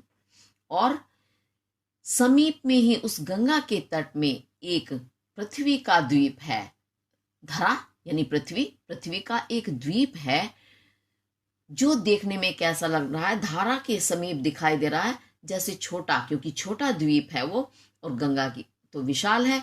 तो जैसे माँ के हृदय पर कोई बच्चा सोया हुआ है, ऐसे ही द्वीप वो उन्हें लगता है। और वह द्वीप क्या कर रहा है, गंगा की जब लहरें जाती हैं उससे टकराती हैं, तो वो उनके प्रवाह को उल्टा या विपरीत कर देता है। विपरीत कर देना यानी वापस लौटा देता है, टकरा कर लहरें वापस आ जाती हैं। फिर उसके बाद अचानक से कवि की दृष्टि आकाश की ओर जाती है, तो उन्हें कोई पक्षी दिखाई देता है। तो वो अपने प्रश्न करते हैं मन में कि वह कौन, विहग यानी पक्षी, वह पक्षी कौन है, क्योंकि रात्रि का समय है, क्या विकल को, क्या ये व्याकुल बेचैन चकवा पक्षी है जो हरने निज विरह शोक, जो अपने विरह के दुख को हरने के लिए यानी समाप्त करने के लिए उड़ रहा है। समाप्त कैसे करेगा कि उसे चकवी मिल जाएगी। उसे ये आभास होता है, अपनी छाया जल में देख करके उसे लगता है कि ये कोकी की या चकवी की ही परछाई है। तो अपनी परछाई को वह चकवी की परछाई समझ करके अपने दुख को हरने के लिए उड़ रहा है। अब आपको निश्चित रूप से इसका भावार्थ समझ में आ गया होगा। चलिए अब इसके हम काव्य सौंदर्य के तत्व देखेंगे। इसमें आपका रस क्या है, इसमें श्रृंगार रस है, क्योंकि पृथ्वी को प्रेम से निहार रहा है कौन, आकाश। तो यहाँ प्रेम भावना उत्पन्न हो रही है, और चकवा चकवी का विरह श्रृंगार है। तो यहाँ श्रृंगार रस है। दोनों श्रृंगार के दो भेद होते हैं, संयोग श्रृंगार, वियोग श्रृंगार, दोनों का ही रूप इसमें दृष्टिगत हो रहा है। भाषा आपकी संस्कृत निष्ठ खड़ी बोली है, शैली वही प्रतीकात्मक है, और छंद भी स्वच्छंद है। स्वच्छंद तो समझते हैं, यानी स्वेच्छा से, इसमें नियमों का कोई बंधन नहीं है, छंद के बंध इसमें नहीं है। और अब इसमें हम क्या ढूंढेंगे, गुण माधुर्य है इसमें, और शब्द शक्ति लक्षणा। उसके बाद अब इसके अलंकार पर आ जाओ। अलंकार तो आपका मानवीकरण तो इसमें सीधे सीधे है ही। अब उसके बाद हम आगे देखते हैं। जब पहुंची चपला बीच धार, चाचावण तो आ रहा है। छिप गया चांदनी का कगार, का कावण की आवृत्ति, दो बाहों से दूरस्थ तीर, धारा का कृश कोमल शरीर, का कावण की आवृत्ति हो रही है। आलिंगन करने को अधीर, अति दूर क्षितिज पर विटप माल, लगती भू रेखा सी अराल। माल और अराल लाला वर्ण की आवृत्ति, अपलक नभ नील नयन विशाल, नाना वर्ण की आवृत्ति, माँ के उर शिशु सा समीप सोया धरा मेघ दी। सा सावर्ण की आवृत्ति, उर्मिल प्रवाह को कर प्रतीप। का कावर्ण की आवृत्ति, वह कौन विहग। क्या विकल को। का कावर्ण की आवृत्ति, उड़ता हरने निज विरह शोक। छाया की को विलोक। का वर्ण की आवृत्ति हो रही है, तो यहां हो गया आपका अनुप्रास अलंकार। और उसके बाद शिशु सा, बच्चे जैसा, है ना। भ्रू रेखासी, जो वृक्षों की माला है वो भ्रू के समान लग रही है, और वह द्वीप जो है वो शिशु के समान लग रहा है। तो यहाँ समानता करने के, तुलना करने के कारण आपका बन गया उपमा अलंकार।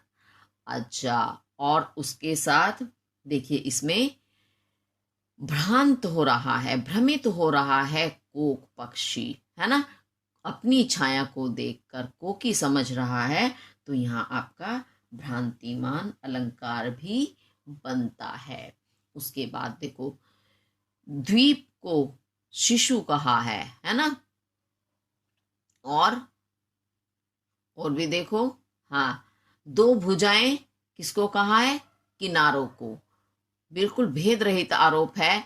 और धारा का कोमल शरीर, यानी स्त्री जैसी उपमा, इसमें उपमा नहीं रूपक, उपमे में उपमान का भेद रहित आरोप होने के कारण ये आपका बन गया रूपक अलंकार। इसके साथ आपका ये पद भी पूरा हुआ। अब आगे देखते हैं। पतवार घुमा अन प्रतनु भार, नौका घूमी विपरीत धार। डांडों के चल कर तल पसार, भर भर मुक्ता फल फेन स्फार। बिखराती जल में तारहार, चांदी के सांपों सी रलमल। नाचती रश्मियां जल में चल, रेखाओं सी खिंच तरल सरल। लहरों की लतिकाओं में खिल, सौ शशि सौ उड़ू झिलमिल। फैले फूले जल में फेनिल, अब उथला सरिता का प्रवाह। लग्गी से ले सहज था, हम बढ़े घाट को सो उत्साह। अब क्या हुआ, पतवार घुमा। अब पतवार घूम गई। पतवार तो आपको समझ में आ ही गया होगा। पतवार क्या है, जिससे हम नाव को आगे बढ़ाते हैं। पतवार वो पलटा सा होता है, उसे चलाते रहते हैं और वो पानी पीछे को धकेलता है, और क्या होता है, नाव आगे बढ़ती जाती है। तो पतवार घुमा, धारा के बीच में पहुंच गए हैं। कवि ने अपनी पतवार घुमाई तेजी से। ये अब प्रतनु भार, और अब क्या हुआ, प्रतनु। तनु कहते हैं पतला, प्र विशेष रूप से पतला यानी कम, भार हो गया। जब जल की धारा के बीच में क्या होता है, धारा के जब बीच में पहुंचते हैं तो जल ज्यादा होता है, तट यानी किनारों पर कम होता है। और जैसे जैसे हम बीच में जाते हैं तो वो जल का प्रवाह बढ़ता जाता है। तो ऐसा ही कवि के साथ हुआ कि जब जल की धारा के बीच में पहुंचे तो उन्होंने पतवार घुमाई अपनी, और अब जो है नाव का जो भार था, वजन, वो प्रतनु विशेष रूप से अत्यधिक कम, तनु कम और प्रतनु विशेष रूप से कम हो गया, यानी ज्यादा कम हो गया। ये भी विज्ञान का नियम है कि द्रव में जब कोई वस्तु अधिक द्रव में जाती है तो उसका अपना भार कम हो जाता है। भार यानी वजन। नौका घूमे विपरीत धार, तो जल के मध्य में पहुंचकर कवि ने पतवार घुमाई जहां उनकी नाव का वजन बहुत कम हो गया था। फिर उन्होंने नौका को घुमा दिया विपरीत धार, धारा के विपरीत, यानी जिस रास्ते जा रहे थे अब वहां से वो उल्टा घूम जाते हैं, मुड़ जाते हैं तट के लिए। डांडों के चले कर तल पसार, डांडे पतवार को ही कहते हैं। तो जो पतवार थे, जो कैसे चल रहे थे, चंचल हो रहे थे, चलाए जा रहे थे ना, वो कैसे थे, करतल कहते हैं हथेली। ऐसा लग रहा था वो चलते हुए वे डांडे जो हैं उन्होंने करतल पसार, अपनी हथेली को पसारना यानी फैलाना, अपनी हथेली को पसार दिया है, फैला दिया है, और फैला करके भर भर मुक्ता फल फेन स्फार। फेन जानते हैं, फेन आपने देखा होगा, जल में जब ज्यादा हिलोरें उठती हैं या ज्यादा कुछ प्रेशर बनता है तो उसमें झाग से उठाते हैं, उन्हें फेन कहते हैं। इस बार अधिक मात्रा में, यानी बहुत मात्रा में झाग बन रहे थे, तो वो कैसे लग रहे थे? मुक्ताफल यानी मोती, भर भर ऐसा लग रहा था। वे फेन यानी झाग का जो समूह था, इतना ज्यादा मात्रा में झाग थे, वो मोतियों के समान प्रतीत हो रहे थे। और डांडे रूपी यानी पतवार रूपी हथेलियों ने उन्हें अपने हथेली पसार करके फैला करके भरना शुरू कर दिया था अपनी हथेलियों में, यानी अपनी हथेलियों में वो भर भर के ले रहे थे उस मुक्ताफल को, मोतियों को। बिखराती जल में तार तार, अब तारों की परछाई तो पता ही आपको जल में पड़ रही थी, तो तारे रूपी जो हार यानी मालाएं थी, हार गले में पहनने वाले को भी कहते हैं, हार होता है एक हार जाना। हार के दो शब्द हैं, अर्थ हैं कि हारना, और एक हार का मतलब होता है गले में पहनने वाला गहना यानी माला। तो तारों की जो परछाई जल में पड़ रही थी वो कैसी लग रही थी? मानो इन हथेलियों ने, इन पतवार रूपी हथेलियों ने तारों का जो हार था उसे तोड़ करके जल में बिखरा दिया हो। यानी वे झाग अधिक मात्रा में और तारों की जो रोशनी थी वो मोतियों की भांति प्रतीत हो रही थी, जिन्हें तोड़ करके उन पतवार रूपी हथेलियों ने जल में फैला दिया था, बिखेर दिया था। चांदी के सांपों से रलमल नाचती रश्मियां जल में चल। रश्मियां यानी किरणें, किसकी? चंद्रमा की। जो चंद्रमा की किरणें थी जो जल में पड़ रही थी, चल चंचल, क्यों? जल चंचल हो रहा था, हिल रहा था, उसमें लहरें उठ रही थी, इस कारण वे चंचल रश्मियां यानी चंचल किरणें नाचती हुई सी प्रतीत हो रही थी। और कैसी लग रही थी वो? मानो चांदी के सांपों सी, जैसे चांदी के सांप हों, क्योंकि चांदी के कारण जल का रंग कैसा हो गया था? चांदी के जैसा सफेद। मानो वे सफेद सांप के जैसी रलमल, रलमल यानी रेंगती हुई वो आगे बढ़ रही हैं। यानी जल में लहरें तो उठ रही हैं, ऊपर से चांदनी पड़ रही है तो उसका रंग सफेद हो गया। अब लहरें क्या? टेढ़ी मेढ़ी चलती हैं, जैसे सांप चलता है ना लहरा के, तो लहरें, लहरें का मतलब क्या? लहराना, सांपों की भांति। तो वो सांपों के समान लग रहे थे, मानो चांदी के वे सांप हों। रेखाओं सी खिंच तरल सरल, और वे रश्मियां यानी जो चंद्रमा की किरणें थी वो सांपों के जैसी तो लग ही रही थी, चंचल, रेखाओं सी भी लग रही थी, खिंच तरल सरल, मानो वे चंचल सरल सीधी रेखाएं जल में खींच दी गई हों, ऐसी वो रश्मियां या किरणें लग रही थी। लहरों की लतिकाओं में खिल, और वे जो चंद्रमा की किरणें थी वो ऐसा लग रहा था मानो वो लहरों की लतिकाएं, कहते हैं लताएं यानी बेलें, खिल रही हूं। सो शशि, सो यानी लहरें अनगिनत होती हैं, चंद्रमा तो एक है, शशि यानी चंद्रमा, चंद्रमा एक है, लेकिन हर लहर पर जब चंद्रमा की परछाई या प्रतिबिंब पड़ता है तो ऐसा लग रहा था एक ही वो चंद्रमा, सो चंद्रमा बन गया है। सो उडू झिलमिल, और उन लहरों में सो उडू कहते हैं तारों को, झिलमिल झिलमिला रहे हों। तो ऐसा महसूस हो रहा था या ऐसा आभास हो रहा था कि सो चंद्रमा और सो तारे उन जल रूपी बेलों पर झिलमिला रहे हैं। फले फूले जल में फेनिल, और जल में फेनिल भी, उस झाग जो होते हैं उन्हें कहते हैं, फेन भी कहते हैं और फेनिल भी। तो जल में जो वो फेनिल था, जो तारों की परछाई थी, जो चंद्रमा की किरणें थी, वो कैसी लग रही थी? उन लहर रूपी लताओं पर फल फूल खिल रहे हैं, वे लताएं विकसित हो रही हैं, उन पर फल फूल फैले हुए हैं, लताएं खिल रही हैं। यानी गंगा को तो किसकी समानता की गई है? खेतों से। खेतों में क्या होता है? फसलें होती हैं, तो ऐसे ही वो बेलें हैं, लहरें रूपी बेल हैं, जिसमें सो चंद्रमा और सो तारे झिलमिला रहे हैं, मानो वे फल फूल के रूप में वहां खिल रहे हों। और क्या खिल रहे हैं? वे झाग भी फसलों, उन बेलों पर खिले हुए फल फूल के समान ही प्रतीत हो रहे थे। अब उथला सरिता का प्रवाह, नाव तो आगे की तरफ बढ़ती जा रही है, तो वो धीरे धीरे किनारे की तरफ बढ़ चले हैं कवि। तो कहते हैं अब वो किनारे के नजदीक आ गए तो उथला सरिता का प्रवाह, सरिता कहते हैं नदी का प्रवाह, जो धारा है, बहाव है, वो उथला हो गया। उथला समझते हैं, ऊपर उठा हुआ, यानी जल कम हो गया और बालू रेत जो थी, नीचे जो रेत थी वो थोड़ी ऊपर की तरफ आ गई। तो उथला होना यानी उभरा होना ऊपर को।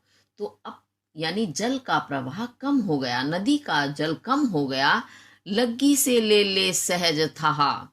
लग्गी, लग्गी एक बांस होता है जिसे क्या करते हैं नाविक लोग, जमीन में गाड़ गाड़ के देखते हैं कि अब जल शेष कितना रह रहा है, तो उसी हिसाब से वो तट पर अपनी नाव लगाते हैं। तो उस बांस रूप जो है जिसे लग्गी बोलते हैं, तो वे उस लग्गी से ले रहे थे सहज, स्वाभाविक था, नाप, था कहते हैं नाप, यानी वो जल की नाप ले रहे थे उस लग्गी के माध्यम से कि कितना शेष जल रह गया है। हम बड़े घाट को सौ उत्साह, तो स्वा सहित उत्साह, उत्साह के, बड़े उत्साह के साथ, उमंग के साथ हम घाट की तरफ यानी किनारे की तरफ बढ़ चले, यानी वो बिल्कुल किनारे के नजदीक आ गए। तो कवि के मन में बहुत ही ज्यादा उत्साह है, बहुत ही ज्यादा उमंग है, प्रसन्नता है, ये उसमें बताने का प्रयास किया गया है। अब इसे फिर से एक बार मेरे शब्दों में समझ लीजिएगा। लग रहा होगा आपको भी कि मैम तो एक चीज को बार बार एक्सप्लेन करती हैं, लेकिन मुझे लगता है कहीं आपसे कुछ भी चीज ना छूट जाए, ये ना लगे आपको कि हाँ ये अगर मैम एक बार और थोड़ा सा समझा देती तो और अच्छे से समझ में आता। मुझे तभी संतुष्टि होती है जब मेरे बच्चों को अच्छे से पूरा पूरा सब कुछ समझ में आ जाता है, तो तभी मुझे बिल्कुल प्रसन्नता या आत्म सुख प्राप्त होता है कि अब मैंने पूरी तरह से समझा दिया, कहीं बच्चों को नहीं लगेगा कि ये चीज हमारी छूट गई। चलिए तो देखते हैं, पतवार घुमा। अब पतवार घुमा दी गई, यानी पतवार को दूसरी दिशा की ओर घुमाया गया। अब प्रतनु भार, अब जो नाव है उसका भार, वजन जो है विशेष रूप से कम हो गया, यानी ज्यादा कम हो गया, और पतवार जो घुमाई इस कारण नौका जो है विपरीत धारा की ओर घूम गई, मोड़ ली गई। डांडों के चलकर तल पसार, और जो चलायमान डांडे थी, पतवार थी, ऐसा लग रहा था उन्हें देखकर मानो उन्होंने अपनी हथेलियों को पसार दिया है, फैला दिया है, और उन्हें उनमें फैला कर क्या कर रही हैं वो हथेलियां, फेन स्फार, जो झाग का जो समूह है, अधिकता है, यानी उन झाग रूपी मोतियों को वो अपनी हथेलियों में भर रही हैं। और कैसा लग रहा था, चंद्रमा, तारों की जो छाया पड़ रही थी वो ऐसी लग रही थी, वो झाग और तारों की छाया हिलते हुए, कि मानो उन हथेलियों ने उन तारे रूपी हारों को, मालाओं को तोड़ करके जल में बिखेर दिया है। और चंद्रमा की जो रश्मियां, किरणें हैं, चंचल किरणें, वो जल में पड़ रही हैं गंगा के, तो वो ऐसा लग रहा है मानो चांदी के सांप जो हैं वो रेंग कर आगे बढ़ रहे हैं, क्योंकि धारा तो आगे ही प्रवाहित होती रहती है ना, जल आगे बहता रहता है और वो लहरें उठती हैं, तो वो बिल्कुल सांप की तरह लहराती हुई आगे चल रही हैं, नाचती सी ऐसी प्रतीत हो रही हैं। और कैसे लग रही हैं वो चंद्रमा की किरणें, मानो जल में, उस तरल जल में सरल सीधी सादी रेखाएं खींच दी गई हैं, बिल्कुल रेखाओं की भांति वो लग रही हैं बहते हुए जल में। और लहरें कैसी लग रही हैं, बेलों की भांति, लतिकाओं की भांति लग रही हैं, जो खिल रही हैं। खिलते का मैं, खिलना यानी प्रसन्न होना, खुश होना, फलना फूलना। और क्यों लग रही हैं वो फलते फूलती, वो इसलिए लग रही हैं क्योंकि एक चंद्रमा की परछाई हर लहर पर अलग पड़ रही है, तो ऐसा लग रहा है सौ चंद्रमा इसमें खिले हुए हैं, सौ उड़ू तारे इसमें खिले हुए हैं, झिलमिला रहे हैं, और वो उस पर फल फूल की भांति, और वे जो झाग जल में पैदा हो रहे हैं वे मानो उस पर फल फूल खिल रहे हैं, फल फूल रहे हैं। उसके बाद क्या हुआ, धीरे धीरे उनकी नाव तट की ओर आ गई, तो वहां सरिता का, नदी का जो प्रवाह था, बहाव था या जल था, वो अब उथला हो गया, यानी कम हो गया, और वे लग्गी से उस जल की नाप लेने लगे कि कितना शेष जल रह गया है, तो वो था लेने लगे, नाप लेने लगे कि शेष कितना जल है, जिससे हम जल्दी से किनारे पर पहुंच जाए। हम चढ़े घाट को सो उत्साह, तो कोई बताते हैं हम घाट पर बड़े उत्साह के साथ, उमंग के साथ बढ़ चले, क्योंकि उन्होंने पूर्ण आनंद उठा लिया था। अब उनके मन में शेष ये कमी नहीं रह गई थी कि ना, मैंने ये आनंद यहाँ नहीं उठाया। वो पूर्ण आनंद से सराबोर थे, इस कारण उनमें अत्यधिक उत्साह था। अब ये मेरी दृष्टि से आपको निश्चित रूप से समझ आया होगा।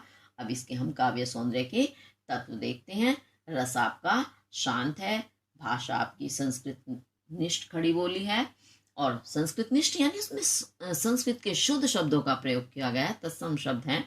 और शैली जो आपकी प्रतीकात्मक है, और गुण प्रसाद शब्द शक्ति क्या आपकी इसमें अभिधा भी है और लक्षणा भी है, और छंद स्वच्छंद है। अब चलिए इसमें आपके ढूंढेंगे अलंकार। पतवार घुमा अब प्रतनु भार, नौका घूमी विपरीत धार। भार धार आर आर शब्द आ रहा है अंत में। डांडों के चल कर तल पसार, लालावर्ण की आवृत्ति हो रही है। भर भर मुक्ता फल फेन स्फार, फाफा वर्ण की आवृत्ति हो रही है। बिखराती जल में तारहार, रावण की आवृत्ति हो रही है। तो चांदी के सांपों सी रल मल, नाचती रश्मियां जल में चल। तो देखो रावण की आवृत्ति, लालावर्ण की आवृत्ति, रेखाओं सी खिंच तरल सरल, रालावर्ण की आवृत्ति और रावण की आवृत्ति। लहरों की लतिकाओं में खिल, लालावर्ण की आवृत्ति। सो शशि सो उड़ो झिलमिल, सावर्ण की आवृत्ति। झिलमिल लालावर्ण की आवृत्ति। फैले फूले जल में फेनिल, फाफा लालावर्ण की आवृत्ति है। देखो आवृत्ति ही आवृत्ति हो रही है इसमें। तो अब उथला सरिता का प्रवाह, लग्गी से ले सहज था। और हम बढ़े घाट को सो उत्साह। अब आपको जहां एक वर्ण की बार बार आवृत्ति हो रही है, तो वहां तो आपका अनुप्रास अलंकार हो गया। और अंत में भी देखेंगे आप, भार धार स्फार हार, चल सरल झिल लाला था सहा। यहाँ अंत्य अनुप्रास भी बनता है, यानी अंतिम वर्ण जो है वह समान है, आवृत्ति है, इस कारण यहाँ अंत्यानुप्रास अलंकार भी आपका बन रहा है। उसके साथ साथ और भी सांपों सी, रेखाओं सी, समानता करने के कारण लहरों की, लहरें नहीं रश्मियों की, चंद्रमा की किरणों की सांपों से तुलना की गई है और रेखाओं से तुलना की गई है, इस कारण आपका यहाँ बन गया उपमा अलंकार। और भी है सो दो जगह आया है, और भी ले यानी एक वर्ण की आवृत्ति होने पर, भर भी है, ऊपर भी है भाई। तो आप देखेंगे आपको समझ में आ जाएगा सारा। जहां एक वर्ण की बार बार, वर्ण नहीं यहाँ तो शब्द हो गया है, शब्द की आवृत्ति होती है, वहां पुनरुक्ति प्रकाश होता है, यानी पुनः फिर से उक्ति कहना, फिर से एक शब्द को दोहराना, तो पुनरुक्ति प्रकाश हो गया। और मानवीकरण अलंकार तो यहाँ आपका बनता ही बनता है। अब इसके साथ आपका ये पद पूरा हुआ। आगे चलते हैं। ज्यो ज्यो लगती नाव पार, उर्मी आलोकित शत विचार। इस धारा सा ही जग का क्रम, शाश्वत इस जीवन का उद्गम। शाश्वत है गति शाश्वत संगम, शाश्वत नव का नीला विकास। शाश्वत शशि का यह रजत हास, शाश्वत लघु लहरों का विलास। ही जग जीवन की कर्णधार, चिर जन्म मरण के आर पार। शाश्वत जीवन नौका विहार, मैं भूल गया अस्तित्व ज्ञान। जीवन का यह शाश्वत प्रमाण, करता मुझको अमृत दान। बड़ा ही सुंदर पद है, वाकई ही बिल्कुल मन को छूने वाला। ज्यों ज्यों जैसे जैसे लगती नाव पार, नाव पार लग रही थी, पार यानी इस किनारे से उस किनारे पर जब हम जा रहे थे, जैसे जैसे हम अपनी मंजिल पर पहुंच रहे थे, उनमें आलोकित शत विचार। उर कहते हैं हृदय को, हृदय में आलोकित प्रकाशित हो रहे थे शत सो विचार, यानी सो विचार मेरे हृदय में उत्पन्न हो रहे थे, प्रकाशित हो रहे थे। कैसे कैसे विचार उनके मन में आ रहे थे, इस धारा सा ही जग का क्रम। तो जैसे ये गंगा की धारा है, उस गंगा की धारा के समान ही इस जग का, संसार का क्रम है। क्रम यानी नियम, क्रम चलता ना एक के बाद एक, उसे क्रम बोलते हैं। तो इस संसार का क्रम भी तो गंगा की धारा के ही समान है। क्यों? जैसे गंगा की धारा है, निरंतर बहती रहते ही, वैसे ही संसार भी निरंतर चलता रहता है। यहाँ के कार्यकलाप भी बंद नहीं होते हैं, हमेशा उसका नियम लागू रहता है। आगे का जो पानी है वो और आगे बह जाता है और पीछे वाला पानी आगे आ जाता है। वैसे भी तो संसार का नियम है, आज हम हैं, कल हम नहीं होंगे, हम आगे निकल जाएंगे और हमारा स्थान पीछे वाली पीढ़ियां ले लेंगी। हमने भी अपनी आगे वाली पीढ़ियों का स्थान लिया। तो यही क्रम चल रहा है, एक के बाद एक। शाश्वत इस जीवन का उद्गम, इस जीवन का, जो हमारा जीवन है उसका उद्गम, उत्पत्ति। शाश्वत, शाश्वत समझते हैं, सदैव विद्यमान रहने वाला, बिल्कुल जो चिरस्थायी होता है, हमेशा रहता है, उसे शाश्वत कहते हैं। तो जीवन की उत्पत्ति जो है वो शाश्वत है, हमेशा रहने वाली है, कभी समाप्त नहीं होती।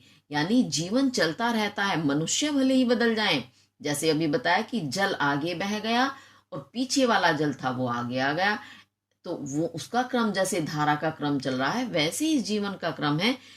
जीवन समाप्त नहीं होते, एक के बाद दूसरा आ जाता है, लेकिन जीवन चलता रहता है, जीवन की उत्पत्ति होती रहती है। शाश्वत यह है गति, जो ये गति है, गति यानी चलायमान स्थिति है, जो स्थिर नहीं रहती, वह भी शाश्वत है। यानी नियम चलता रहता है, बदलाव आता रहता है, एक जैसा कभी नहीं रहता। तो ये गति जो है ये शाश्वत है, हमेशा रहने वाली है, वो कभी भी ठहरेगी नहीं। शाश्वत संगम, और ये संगम, संगम कहते हैं मिलन, किसका? मनुष्य का, जीवन के साथ, इस संसार के साथ, हर चीज के साथ जो मिलन है ये भी शाश्वत है। यानी हम इस संसार में आते हैं, हर वस्तु का भोग करते हैं, फिर चले जाते हैं। तो ये मिलन, कभी जन्म के साथ मिलन, कभी मृत्यु के साथ मिलन, ये भी शाश्वत है, हमेशा रहता है। कभी हमें जन्म मिलता है तो जीवन से हमारा मिलन हो जाता है, और जब अंत आता है तो तब मृत्यु से मिलन, मिलन तो होता है ना, संगम होता है। शाश्वत नभ का नीला विकास, और ये नभ आकाश जो है कैसा है? नीला। इस नीले आकाश का जो विकास है, विस्तार है, वो भी शाश्वत है, हमेशा। विस्तार यानी फैलाव। आपने देखा होगा, कभी आकाश का और छोर देखा है? कहीं नहीं पता कहाँ से आकाश शुरू हुआ है और कहाँ उसका अंत होता है। तो इसका जो विस्तार है वो हमेशा से ही है, था, है और रहेगा, वो कभी समाप्त नहीं होगा। तो शाश्वत यानी हमेशा से ही वो विद्यमान है। शाश्वत शशि का यह रजत हास, शशि चंद्रमा का जो ये रजत, चांदी का जो हास, हंसी है, चांदी की हंसी, चांदी जैसी हंसी यानी चांदनी, चंद्रमा की जो ये चांदनी है वो भी शाश्वत है। जब से चंद्रमा कभी उदित हुए होंगे, मानव जाति ने हमेशा चंद्रमा को देखा है, चंद्रमा को देखा है तो उसकी चांदनी को भी हमेशा ही देखा है। तो जब तक चंद्रमा है तो उसकी चांदनी भी, वो चांदी जैसी हंसी जैसी चांदनी जो है वो भी हमेशा ही विद्यमान है। शाश्वत लघु लहरों का विलास, ये लघु जो छोटी छोटी लहरें हैं, अभी जल में मैंने देखी हैं, उनका विलास, विलास यानी सुंदरता, उनका जो सौंदर्य है, ऐश्वर्य है, वो भी शाश्वत है। यानी जब संसार है तो जल है, जल है तो उसकी लहरें भी शाश्वत हैं, चिरस्थायी हैं, हमेशा रहेंगी। हे जग जीवन के कर्णधार, अब कवि ईश्वर को ध्यान करते हैं। हे जग, इस संसार और जीवन के कर्णधार, चलाने वाले, इस संसार और इस जीवन को चलाने वाले, अर्थात हे ईश्वर, चिर जन्म मरण के आर पार, चिर जो लंबे समय तक रहे, वह जन्म और मरण, मृत्यु के आर पार, यानी इस तरफ से उस तरफ, आर पार समझते कहते हैं ना, आर पार की लड़ाई, यानी इस किनारे से उस किनारे तक। ये किनारा क्या है? जन्म है हमारा, यानी इस किनारे पर हमने जन्म पाया। बीच में क्या चला हमारा? जैसे जल चलता है दूसरे किनारे तक जाने के लिए, वैसे ही हमारा जीवन चला। फिर पार पहुंच गए, यानी हमने जीवन पूर्ण कर लिया। अब हम मरण की तरफ आ गए, मृत्यु। यानी ये जन्म और मरण जो है ये भी आर पार, जन्म से और मृत्यु तक का जो जीवन है वो भी चिर है, हमेशा संसार रहेगा। तो जन्म मरण भी हमारा चलना ही है निश्चित। आज हमें जन्म मिला है, जीवन जिएंगे, फिर मृत्यु को प्राप्त करेंगे। मृत्यु है तो उसके बाद फिर से जन्म है। तो यानी हमें जन्म लेना, मृत्यु को प्राप्त होना, ये हमेशा चलता रहेगा। ये आर पार की जो लड़ाई है जन्म मृत्यु की, वो हमेशा ही रहेगी, वो भी समाप्त होने वाली नहीं है। शाश्वत जीवन नौका विहार, और ये जीवन रूपी नौका, नाव का जो विहार, घूमना है, वो भी शाश्वत है हमेशा। यानी ये जीवन भी हमें जीना ही है। ये जीवन जैसे जल धारा रूपी जो ये जीवन है, जैसे जल की धारा है बहती रहती है, ऐसे ये जीवन है, ये भी बहता रहता है, बढ़ता रहता है। तो नौका विहार यानी इसमें भी घूमना, इसका आनंद लेना जीवन का, ये भी शाश्वत ही है, हमेशा रहने वाला है। तो जीवन रूपी नैया हमेशा हमारी चलेगी। एक दिन अंत होगा, लेकिन फिर से जन्म लेकर के फिर से आरंभ हो जाएगी। और हमने ही अगर मान लिया हमने ही मनुष्य का जन्म ले लिया, तो और आने वाली पीढ़ियां हैं, हमारी बच्चे, वो हमेशा चलता ही रहेगा। अर्थात मेरे ही से ही संबंधित नहीं है, जीवन तो हर किसी का है। तो ये जीवन की नाव हमेशा चलती रहेगी, स्थिर रहेगी। मैं भूल गया अस्तित्व ज्ञान। अचानक से कवि को ध्यान आया कि मैं तो इन विचारों में ऐसा खोया इस संसार के कि अपने अस्तित्व का ज्ञान था उसे ही भूल गया। यानी मैं अपनी सत्ता के ज्ञान को ही भूल गया कि मैं भी हूं, यानी मुझे सुध बुध ही नहीं रही, सब कुछ भूल बैठा। जीवन का यह शाश्वत प्रमाण, यही इस जीवन का, जीवित रहने का शाश्वत, हमेशा रहने वाला प्रमाण है। प्रमाण तो जानते हैं, सर्टिफिकेट मिलता है ना भाई, जब हम पास हो जाते हैं तो हमें रिजल्ट, सर्टिफिकेट वही होता है ना, रिजल्ट मिलता है कि भाई हाँ हमने कक्षा उत्तीर्ण कर ली। तो यानी सबूत, प्रमाण, सबूत के रूप में। तो ये जीवन शाश्वत है, यही इसका प्रमाण है। करता मुझको अमृत दान, तो यही प्रमाण कि सब कुछ इस संसार में स्थिर है, चिर स्थायी है, शाश्वत है, हमेशा रहने वाला है। यही बात मुझे क्या करती है, अमृत दान, मुझे अमरता का दान देती है, अमरता देती है कि सब चीज यहाँ अमर है, कुछ भी मरती नहीं है। हाँ, स्थान जरूर बदल जाता है, लेकिन सब चीजें वही रहती हैं। यही सोचकर मुझे आनंद होता है, मुझे अमरता प्राप्त होती है, ऐसा इसमें कवि बताते हैं। तो ये आपको समझ आ गया होगा, मैंने साथ साथ समझाने का प्रयास किया है, बस उसमें इनके कुछ दार्शनिक विचार हैं ये। अब चलिए देखते हैं इसके काव्य सौंदर्य के तत्व। इसमें आपका भाषा वही संस्कृत ने खड़ी बोली है, रस है इसमें शांत, और छंद स्वच्छंद है। भाषा शैली जो है नहीं, भाषा हो गई, शैली रह गया है इसमें, प्रतीकात्मक है। गुण प्रसाद, शब्द शक्ति है इसमें लक्षणा। चलिए अब इसमें हम ना अलंकार ढूंढेंगे। ज्यों ज्यों, एक शब्द की आवृत्ति क्या कहलाती है, पुनरुक्ति प्रकाश, यानी पुनः फिर से उक्ति कहना।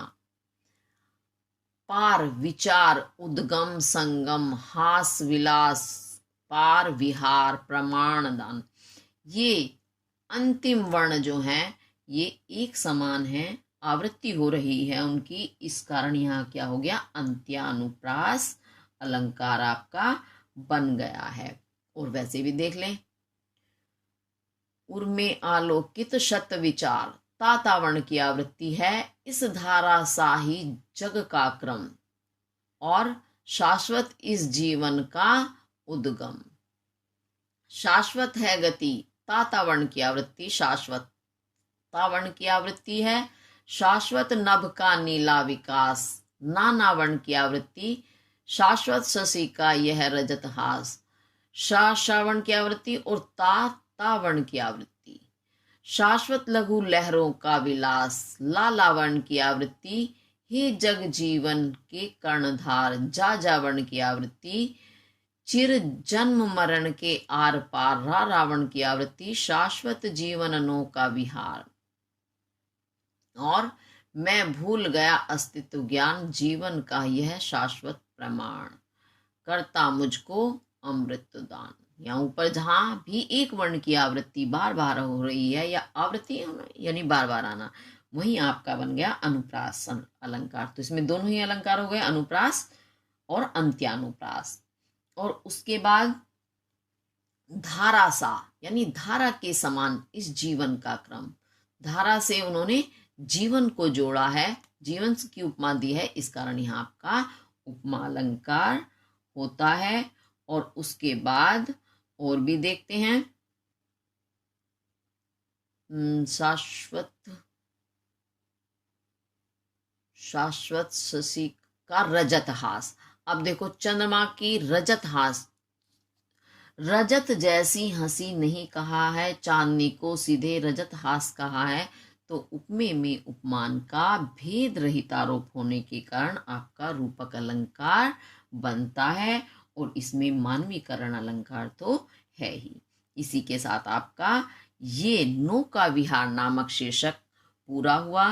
मैंने प्रयास किया है कि आपको समझ में आए, लेकिन किसी वजह से अगर नहीं आया है, कहीं कोई त्रुटि हो गई है, तो आप कमेंट करके अवश्य पूछें और अच्छे से अपना काम करें। परीक्षा की तैयारी करें, बोर्ड का पेपर है, और जितना अच्छे से आप करेंगे उतना ही आपका अच्छे नंबर आपको प्राप्त होंगे।